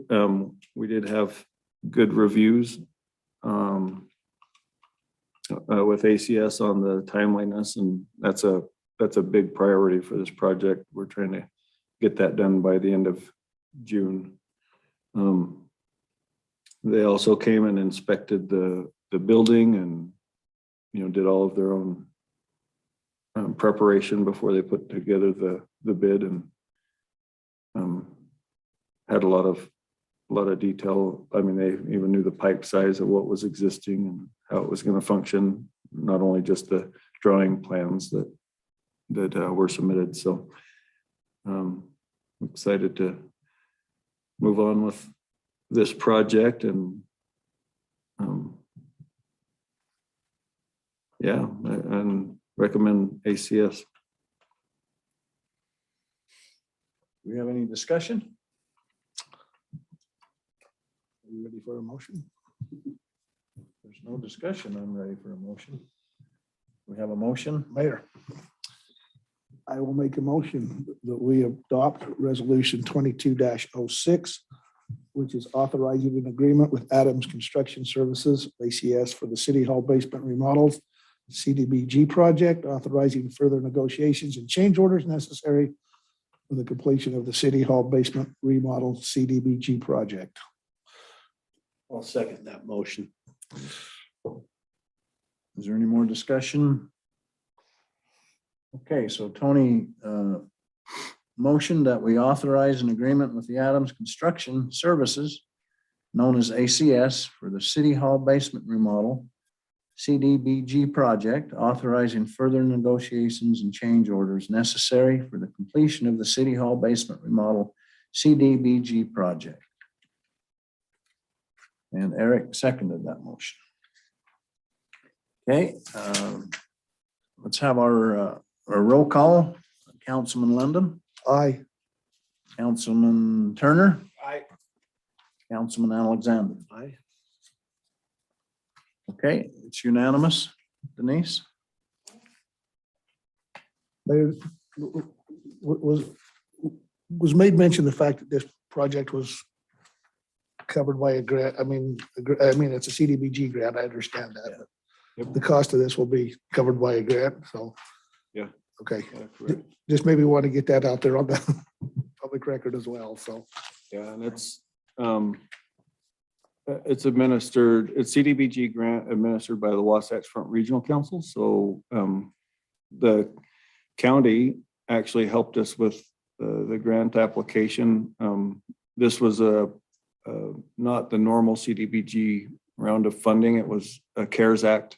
It was an extra amount from the CARES Act that was put into that grant program. And so we were able to qualify for some things that typically you don't qualify for. Normally they're restricted to, ADA compliance and that sort of thing. And so we're pretty excited. Felt like a good window of opportunity to get something done on a grant that'll benefit the whole community. I'm excited for it. It'll keep us from going down the canyon. Yeah. In a lot of cases. Yeah, stay connected, have personal relationships with some of those people that run the programs that come up here. And so, yeah. Or typically you have a seat at a desk, but it was never attended from us. We didn't really have a lot of situations that we could talk about or things like that. So I think it's great. Any more discussion, any more comments? This one I'm excited for too. Bid award for the historic Morgan City Train Depot project, resolution 2207. Ty, we'll turn this one over to you too. Okay, this is another project supported by a grant that the Historic Society, Rachel Turk at the County Historic Society helped us get. We talked about that in a previous meeting when we accepted that award. The CDBG is a reimbursement grant. This one was kind of a front-loaded. We already received $72,000 towards this project. And then we just have to report on what we did with the funds. And so that's kind of a different way, but we're excited, to have the money already in the budget where it's kind of towards the end of a budget year, and the grant opportunity came up. So we pulled the trigger on it and away we go. So we got 3 3 proposals. One of the requirements was they had a state-approved architect on the team, so it's a design build project. The lowest bidder on this one was Dillon Design Build with FFKR Architects.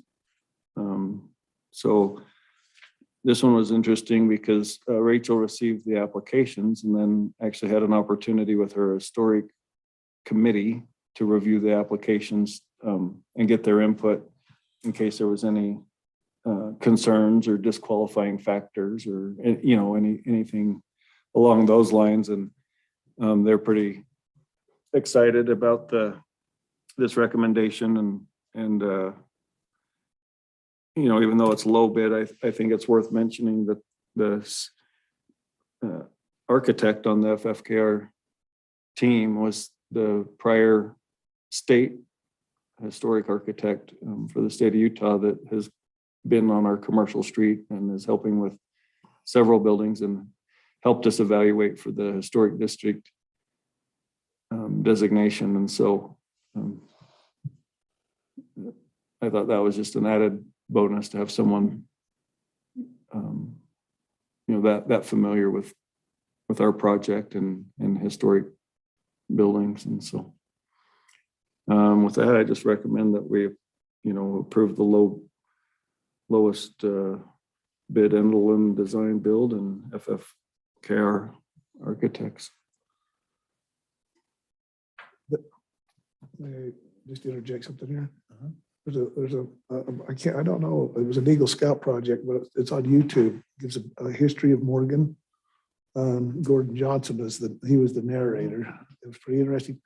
But in regard to this, I think if I recall right, it said at one time there was either 4 or 5 train depots in Morgan County. I know there was Devil Slider, what they would call Strawberry down. The one here in I think there was 4 or 5 deep. I think there was one in Peterson. I think there was 4 or 5 depots in Morgan County. So this is all that remains. So of the depots. So to add that little bit of history in there. Yeah, and it's interesting as well that we're the same age as a city as the railroad. So we were one of the first incorporated cities along the newly created rail line. So it is part of our history, and it's cool that we own the building and have the opportunity to see it restored and preserved.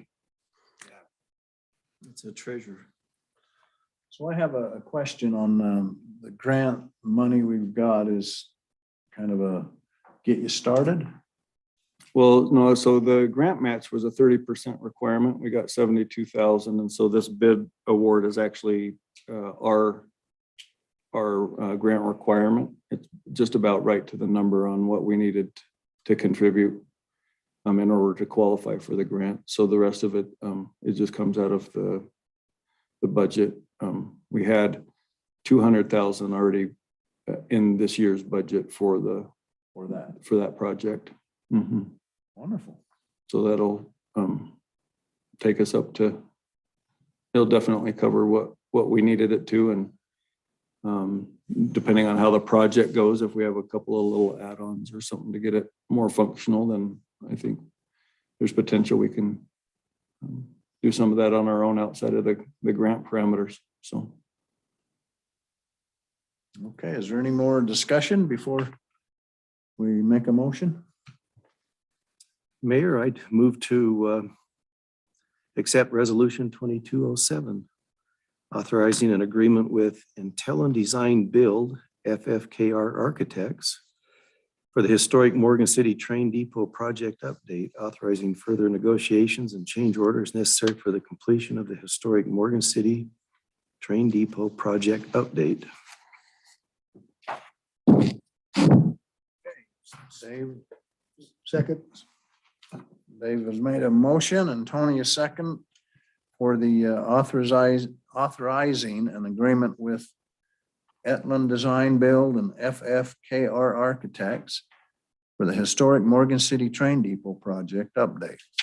Authorizing further negotiations and change orders necessary for the completion of the City Train Depot project. Is there any more discussion?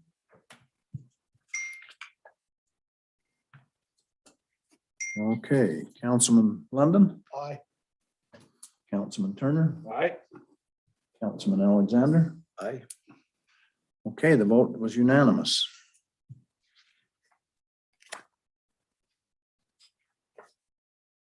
This is almost moving too fast, isn't it? Are you getting a little nervous? I doing something, missing something, huh? Nope, you're doing good. Hey, if you ever need me to do like an hour and a half of administrative updates, I'm here for you. Denise is shaking her head. Yeah. Denise is like, oh, please no.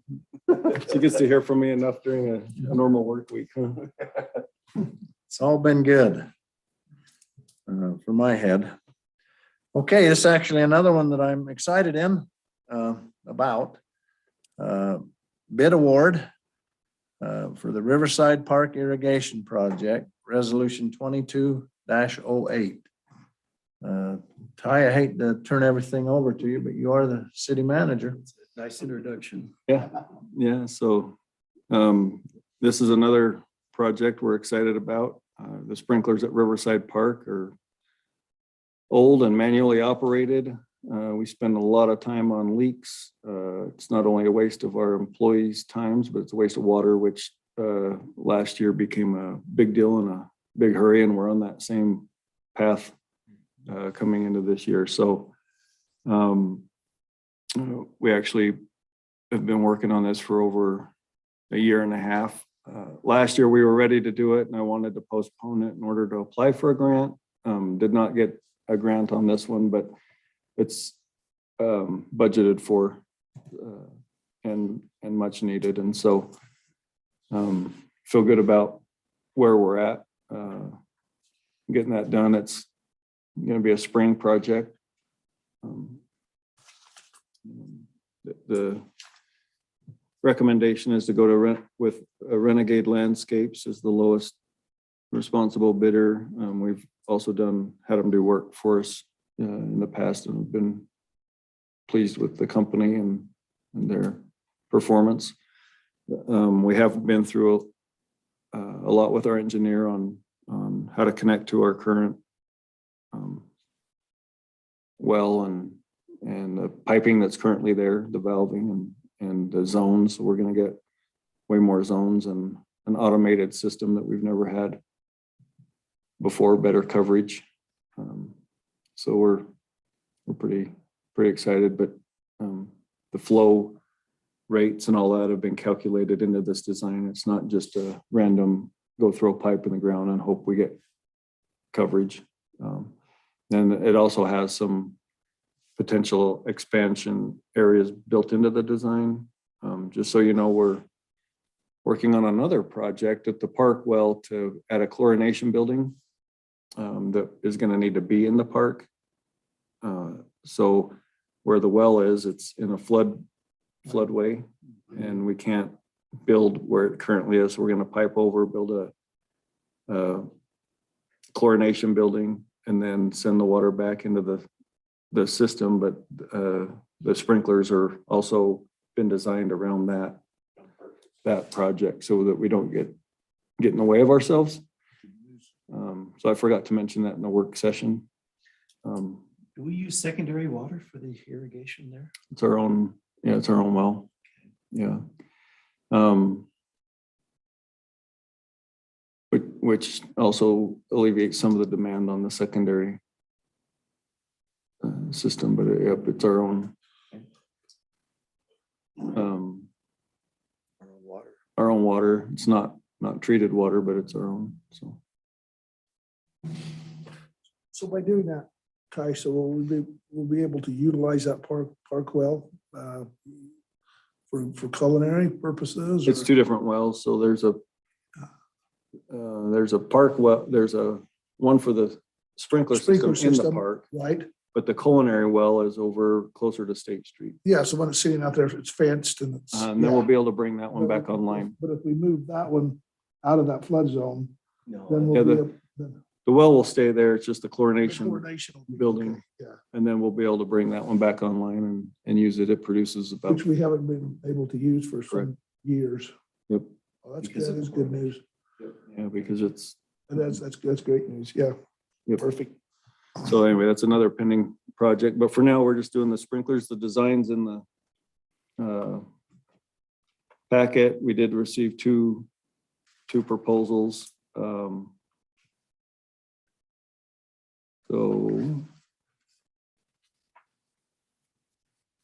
we're excited to get started on this one as soon as not that we're in a hurry to get the snow over with, like if we have to wait for a few more really massive storms, we'll be okay with that, but then we'll be excited to see this project get underway. Have a few more massive storms. Yeah, it'd be nice to have it completed when the park's gonna get used. But, I think I got this straight. There's a well that's there for the city park that is untreated. That's correct. And then the chlorination building will have to be on the city park to get out of the flood zone, but it will be to the well that is gonna be for culinary use. Correct. Yep. Which we haven't been able to use for Forever, huh? forever. Yeah. It's just gonna be good to have in the future. Okay, is there any more discussion? Mayor, I'll make a motion that we pass resolution 2208, authorizing an agreement with Renegade Landscapes for the Riverside Park Irrigation Project, authorizing future negotiations and change orders necessary for the completion of the Riverside Park Irrigation Project. We have a second. Dave? Okay, Councilmember Turner made a motion and was seconded by Dave. Councilmember Alexander to authorize an agreement with Renegade Landscapes for the Riverside Park Irrigation Project and authorizing further negotiations and change orders necessary for the completion of the Riverside Park Irrigation Project. Councilman London, Aye. Councilman Turner, Aye. Councilman Alexander. Aye. Hey, Denise, it's unanimous. You might get some training in, Gary.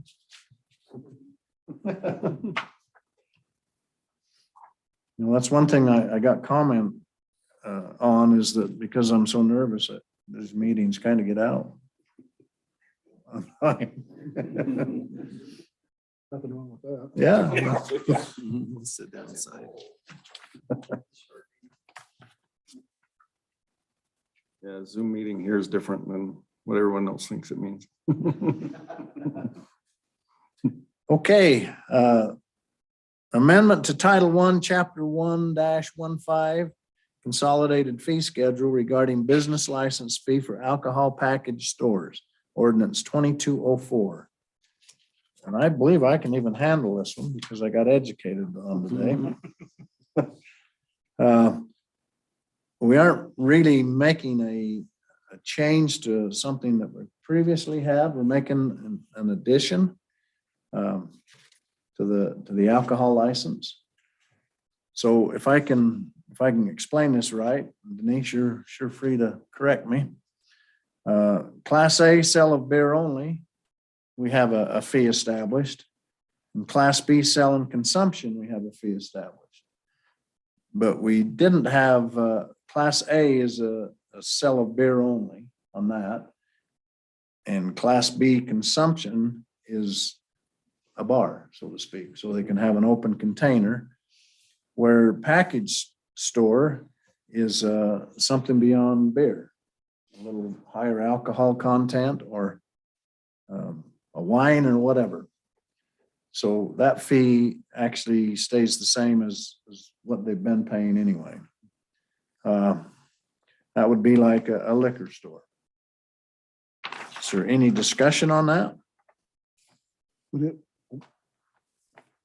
Would it be exclusively a state-owned liquor store with package store? This state, that would be all it would be a state-owned liquor store, wouldn't it? That's all it can be, correct? Right, That's all it can be. key of the state of Utah. Yeah. Just cleaning it up is basically what we're doing. Yes. there any discussion? Does that addition need to be made on the motion? What was added to that, do you think? So. Okay, let me. I'll take a whack at this then. Mayor, Tony, I will make a motion that we adopt ordinance 22-04, which is an ordinance amending Title I, Chapter 1.15 of the Morgan City Code by amending fees of the consolidated fee schedule to include a business license fee for alcohol package stores, providing for repeater, providing for severability, and providing for an effective date. And that change for the package alcohol, that fee is now $125. okay. Councilman London made a motion. Do we have a second? I'll second. Okay, Councilman Alexander second. Any more discussion? Okay, ordinance 22-04. An ordinance amending Title I, Chapter 1-15 of the Morgan City Code by amending fees of the consolidation fee schedule to include a business license fee for alcohol packaging stores, providing for repealer, providing for the severability, and providing for an effective date. And what was your addition? I just mentioned that package store rate is $125. And the fee of $125.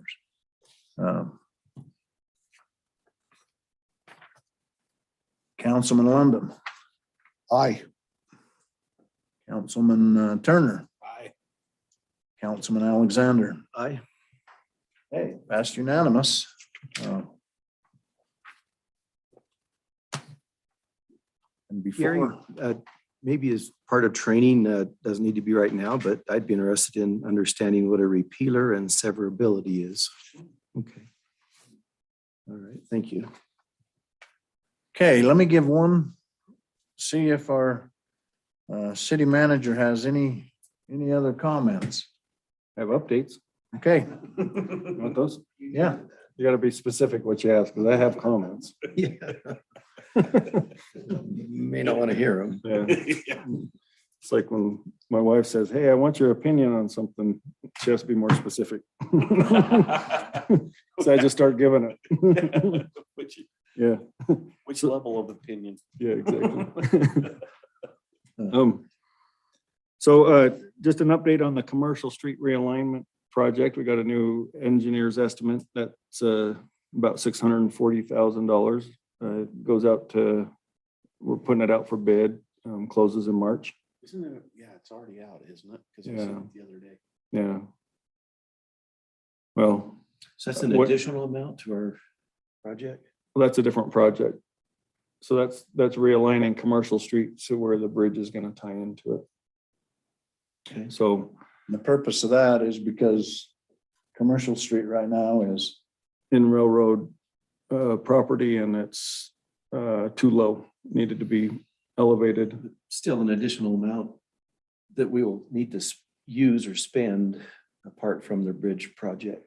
Yeah, this is separate from the bridge project altogether. Separate from, but when we started the bridge project, we didn't know we'd be spending this. Right. Yeah. Yep. Yeah, so it's a new adjustment. The other thing it does not include is sidewalk. And so we also have we're applying right now for a trails grant in lieu of sidewalk. And we have a cost estimate on that one. It's I could look that up, but anyway, but right now the design has the trail going from Commercial Street. It'll cross where the bridge is and then go behind the bus garage and then go up to the fairgrounds. And so we're going to take it up to the city limit, the city boundary, and then let the county take it from there. So that's kind of the concept that we're applying for in the grant. so the trail will move towards the river, Mhm. kind of. Yep. Make us some 2 mile now. Yeah, Sidewalk may have grant, but the road project does not. correct. Yep. Yeah, the road project, we're gonna fund out of the amount that we had set aside for the bridge project. Right now, we only have to pay our cost share until the bridge is done. So that gives us another year Come up with it. to come up with extra, and then we'll see how far we get on that. We are asking the COG for some county money towards the commercial street realignment. I suspect it'll be right around 250,000. And then the school district is also considering a portion of that. A portion of that realignment includes water line and sewer line. And so the school district's considering if they want sewer service, they would pay for the sewer line portion. So it, incrementally comes down. That'd go to the. So we'll be out of pocket, closer to 350. It's kind of the estimate right now. So we're doing the best we can with what we have, and moving forward on that. We're also still working on the general plan update. We had a meeting. We collected staff comments and staff review, and just met the last week. So we should be seeing a proposal come in March to the Planning Commission and let them start the approval process to adopt the new general plan. So we're excited to get that project wrapped up. I think funding wise, we've spent about 80% of the 140,000 so far. So it's on track. Just timing wise, it's a little later than we had anticipated, but we'll get it wrapped up. Just as by way of information, we've been in negotiations with the North Morgan Water Users Association. Most of you are aware of that, but they've decided to go to mediation with the property rights ombudsman. So we have that scheduled for next Monday. The mayor and I had met with them a couple times. We've made a couple proposals. They made a proposal that was very similar to ours, but they decided they wanted to go the mediation route. So that'll be an interesting. Is there a cost associated with that? Yeah, we'll have some legal fees associated with it, but it's Pay our own. yeah. Yep. And then the nice thing though is, like, whatever the outcome is, I think we'll end up just splitting the system. We'll probably end up moving onto our own property that's adjacent, just so we're not putting a 1.5 million gallon tank on somebody else's property, and just, but we'll get clarity on, where one right ends and where the other one begins, and we won't have to worry about an agreement in the future. It'll just be kind of cleaned up, and so that's kind of the outcome that we're aiming for. Anticipate. Yeah. The mediator, is that binding? No, He's just no, it's just a legal opinion, but mediating that, correct? yeah, just as if, we can come to terms, but they've also engaged a water right attorney to go through that process of explaining what, the land is one thing, but property rights are one thing, and then water rights are another, and just help us do that and clarify the points on That's good. where that is. So binding arbitration actually means the judge makes a determination, and that's that, right? The arbitrator makes a determination, and it would be binding on both parties, but this is a mediation. The ombudsman is known for mediating, in other words, trying to Mediating, okay. resolve the dispute.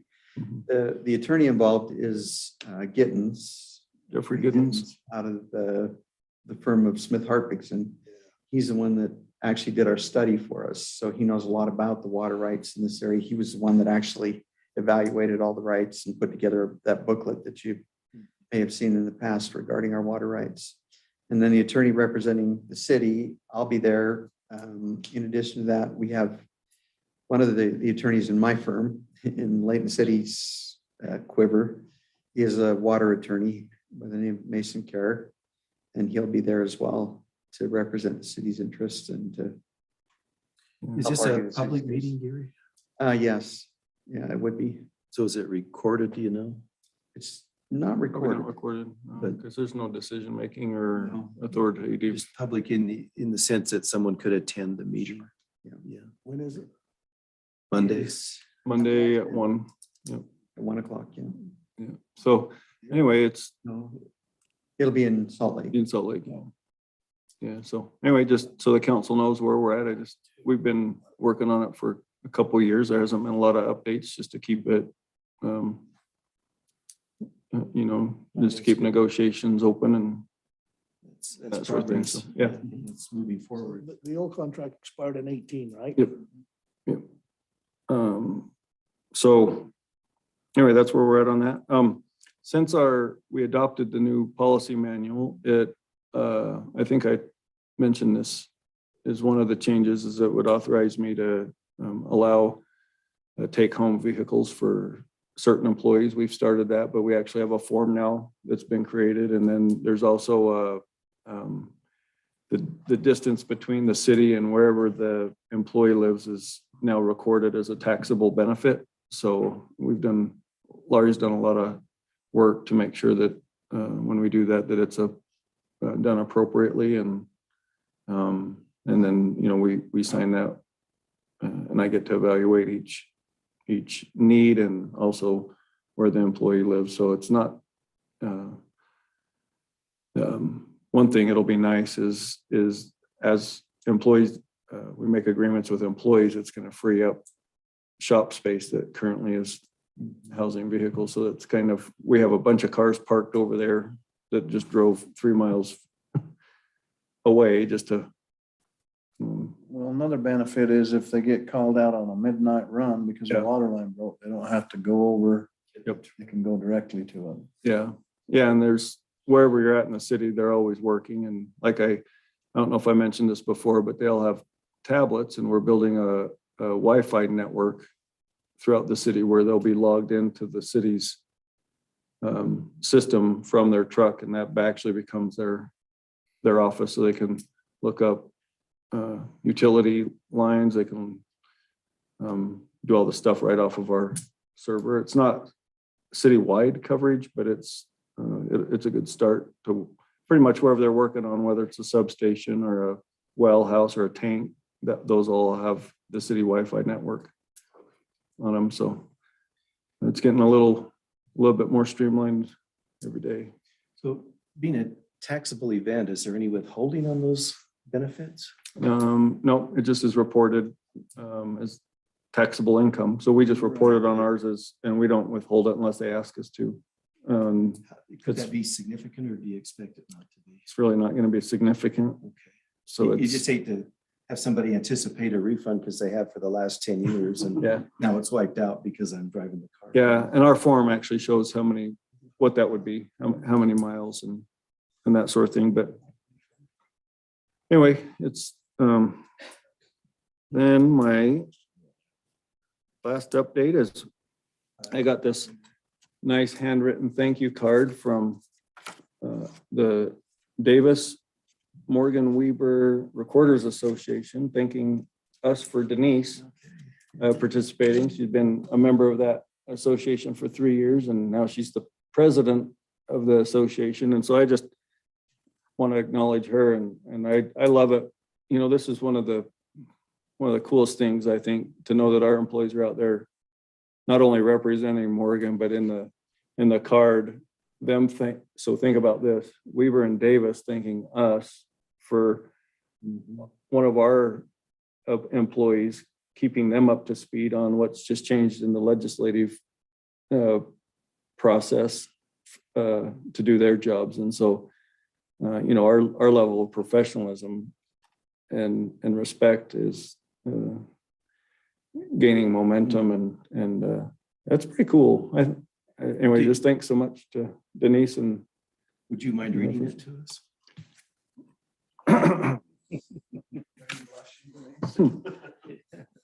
Dear Mr. Bailey, and it's from, thank you, Morgan City and it's DIMRA, right? The acronym. So Okay. I've been known to mess that up a few times. It's like, going with your DIMRAs. So, dear Mr. Bailey, I wanted to express my appreciation to Morgan City on behalf of the Davis Morgan Weaver Recorders Association. Denise Woods, City Recorder, has been serving on the DIMRA board for just over 3 years and done an excellent job. This year, she is serving as the board's president.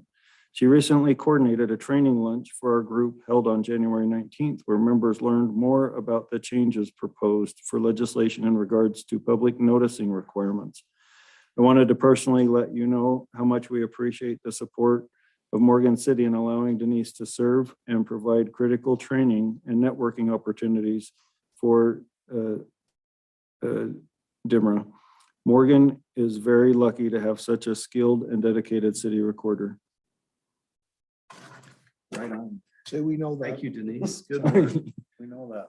Yep. Yeah, wonderful. So I think that's all my updates. Good job, Denise. Yes, absolutely. Absolutely. I think we ought to just buy her all the Built Bars she wants.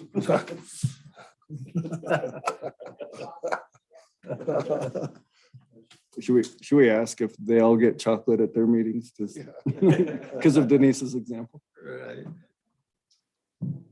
No comment. Gourmet chocolate. So, that's all I have, man. Yeah. They say it's the mayor's call, but I would like some input from the council members if we want a few minutes on training. May I bring something up before we? move Yeah, on to yeah, that? Tony. On the council updates. Just wanted to comment on planning meeting we had, the planning meeting last week. Yeah, you know, it's interesting. Wilf is really spending quite a lot of time on doing some training and trying to kind of streamline some things. What's his last name? Peppercorn? Caramel corn? Summer corn. Summer corn. Summer corn. Okay, and so, but Wilf is, Really gets going as popcorn. yeah, but he is helping out the planning committee, at least the mayor was there as well. Was interesting, a couple of things he's been talking about lately has been conditional use. And you know, what caught my attention the other night is he was just giving some training on this is typically, and Gary, you can correct me if I'm wrong here, so please do, but you know, many times in the past, we may have looked at conditional use permit and something may not have been quite right, you know, or a little bit out as far as us granting that conditional use permit, so it may have been denied.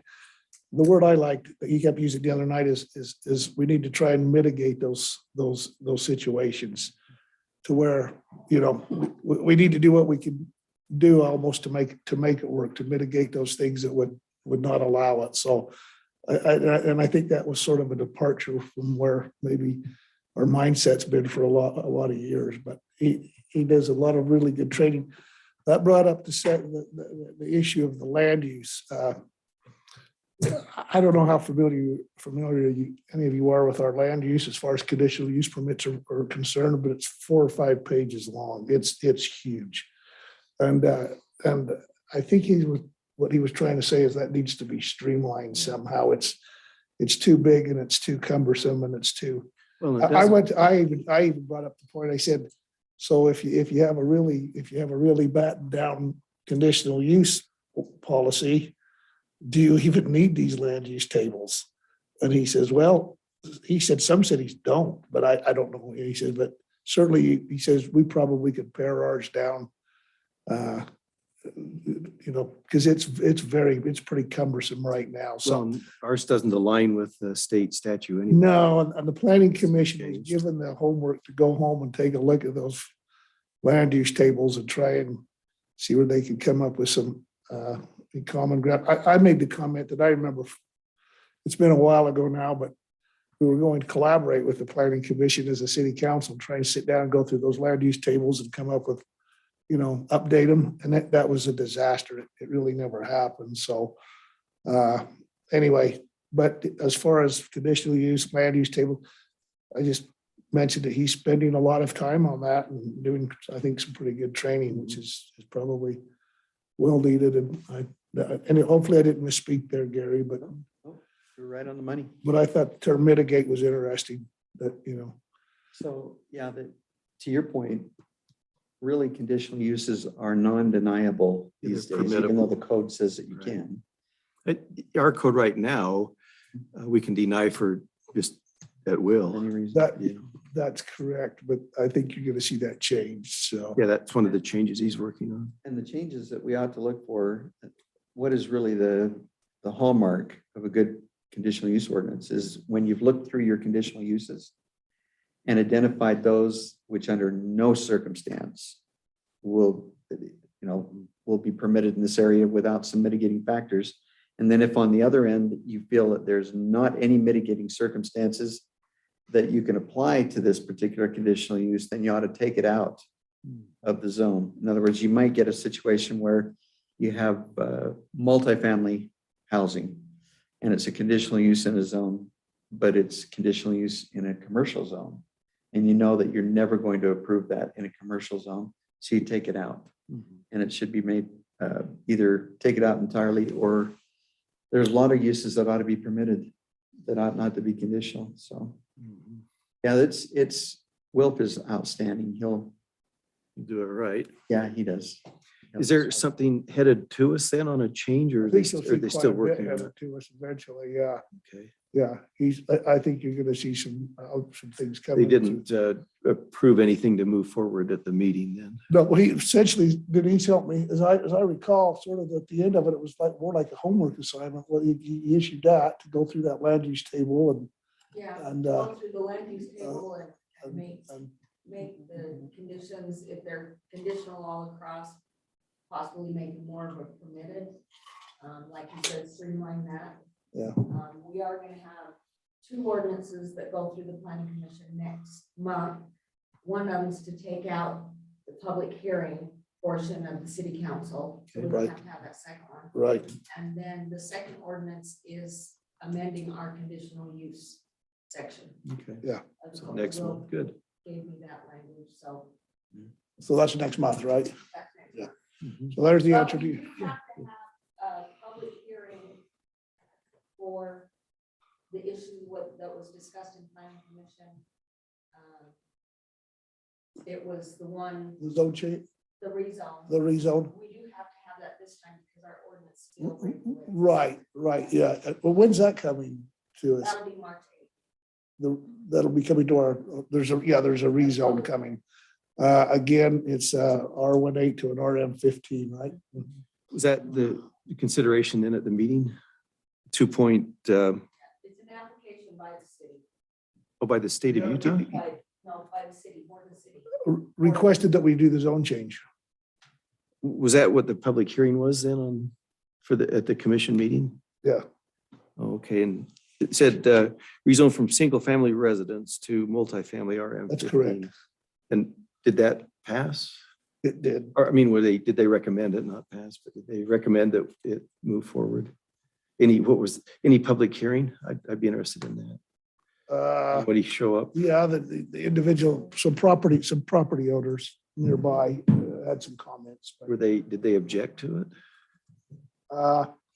You know, how much should I talk about this in this meeting? Can I just go ahead? Okay, all right. Yeah, good okay. point. Okay. Not. Okay. You Since talk, it's something you're going to be making a decision on. you Yeah, can talk to me later. I would think then that, I noticed the video wasn't posted yet, Denise, but we all go out and watch it if there was a public hearing that we watch that portion. I'll talk to Teresa. We'll get Okay. that posted. So I'll just make a comment. So we kind of failed as staff because we should have had staff notes.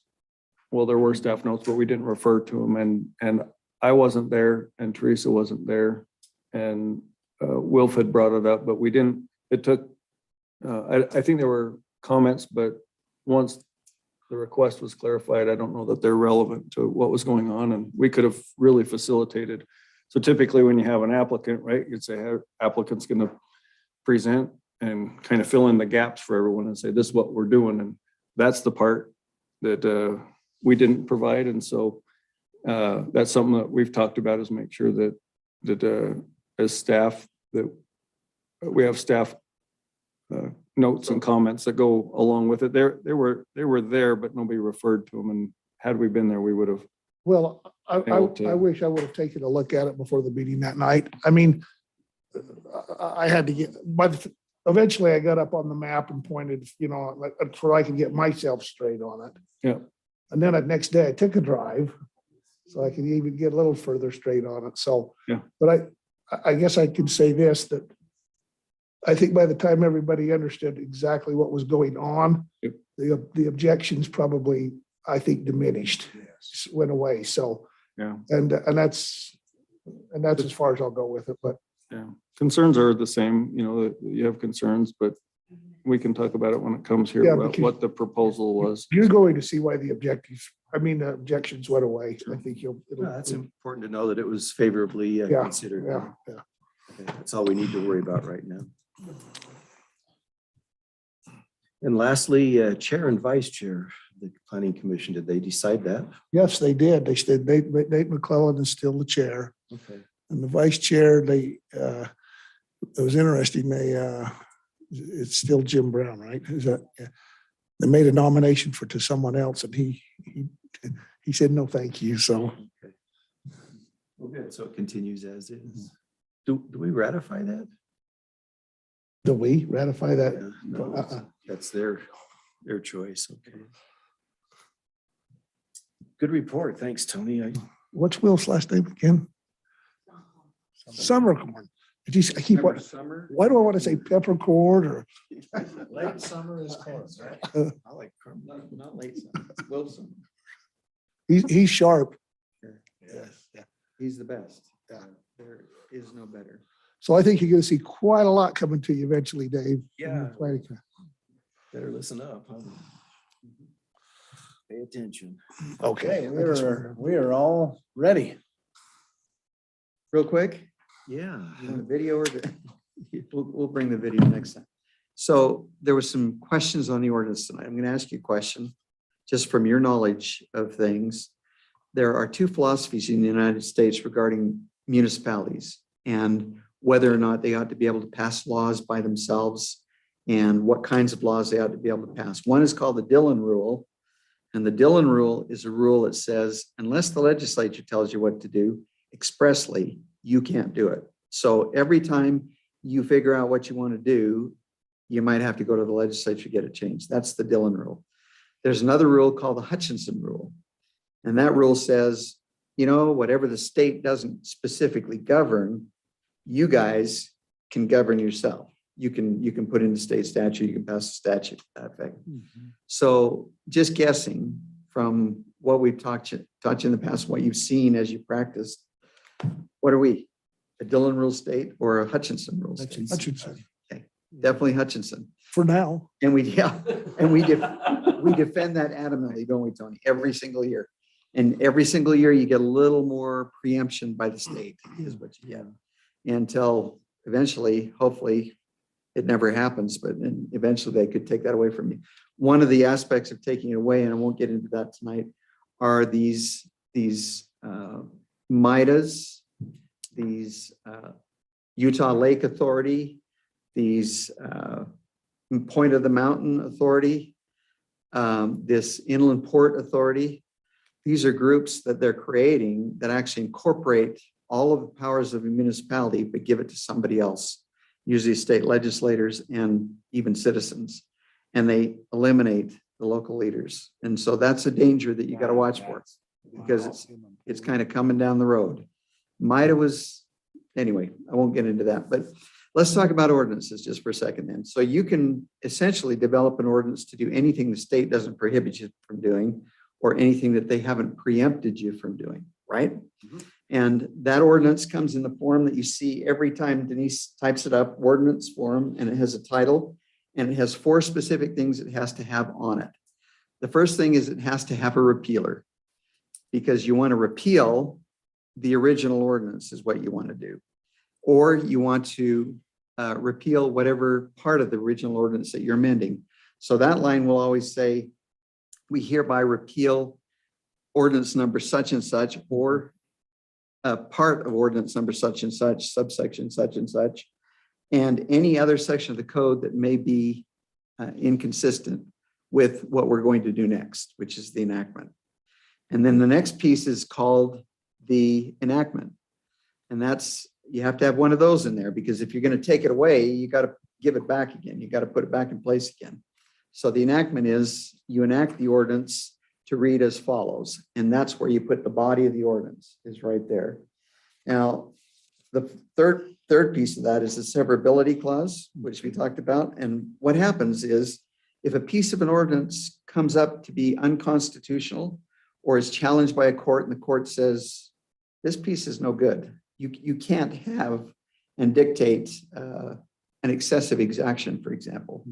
You can't require, for example, this property owner to give up half of their property for the sake of an open park by ordinance. You can't do that. That's illegal. So even though the rest of your ordinance may be perfectly valid, that piece is invalid. And so the severability clause says if any portion of this ordinance is found to be invalid, then the rest of it's okay. The rest of it remains in force, but only the invalid piece. You only lose the invalid piece. And then you have to have a effective date, which is the date that it becomes effective. And if there's no other date, it's the date that it's posted for the sake of municipal ordinances. Otherwise, you designate a date. You say 2 weeks or a month, or you can do even a date down the road if it's something that you feel maybe doesn't need to take effect today, but should take effect in the future. So there's those 4 pieces to the ordinance.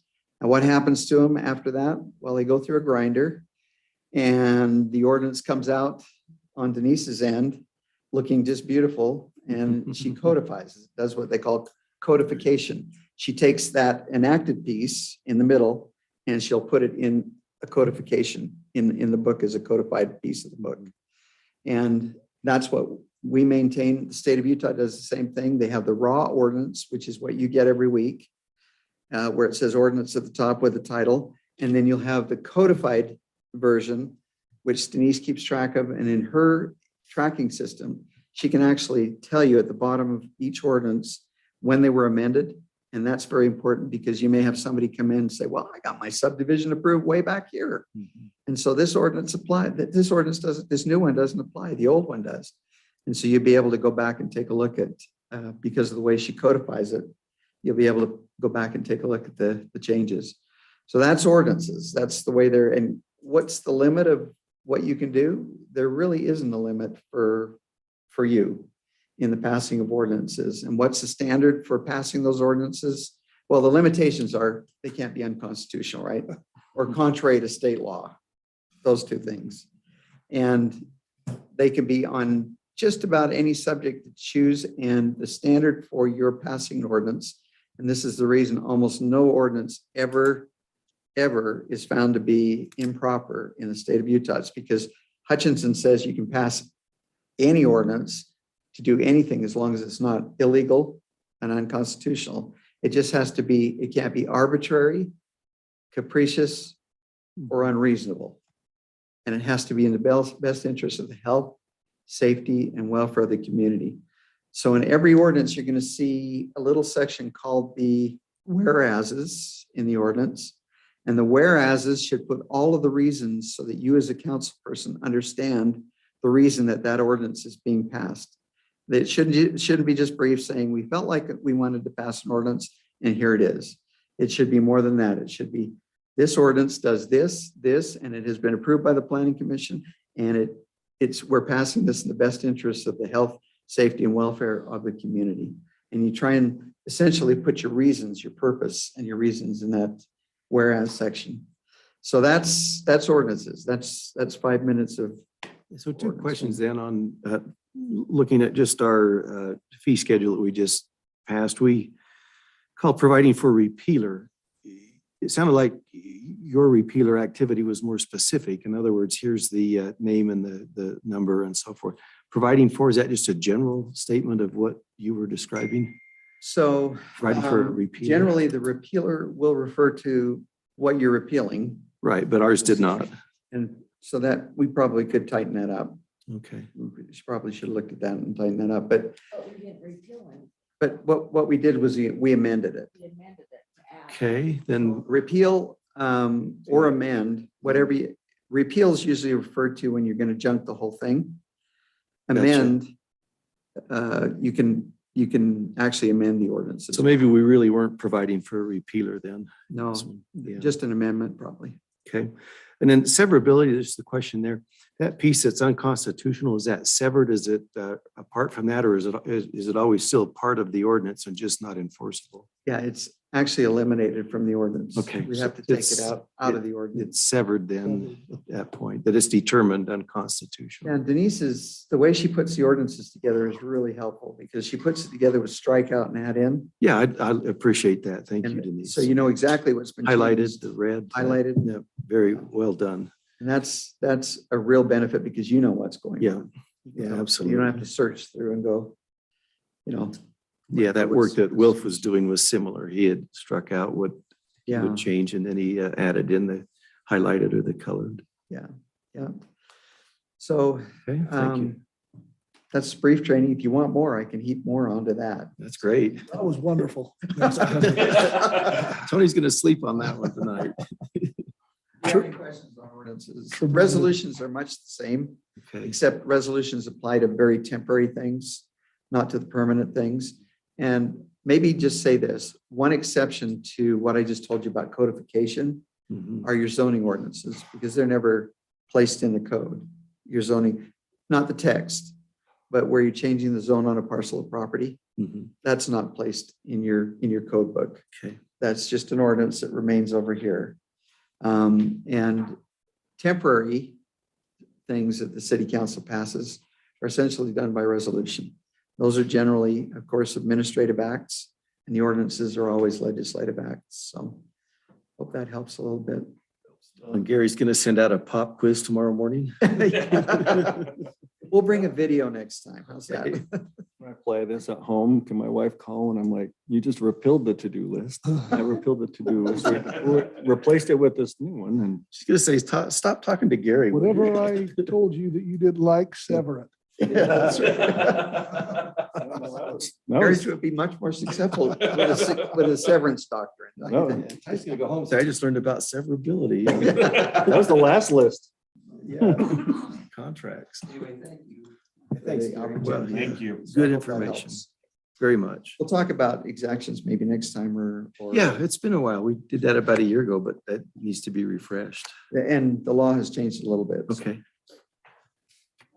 Okay, everybody's happy. I'm happy. So Yeah. meeting adjourned. Right on. Keep the mayor happy. I just got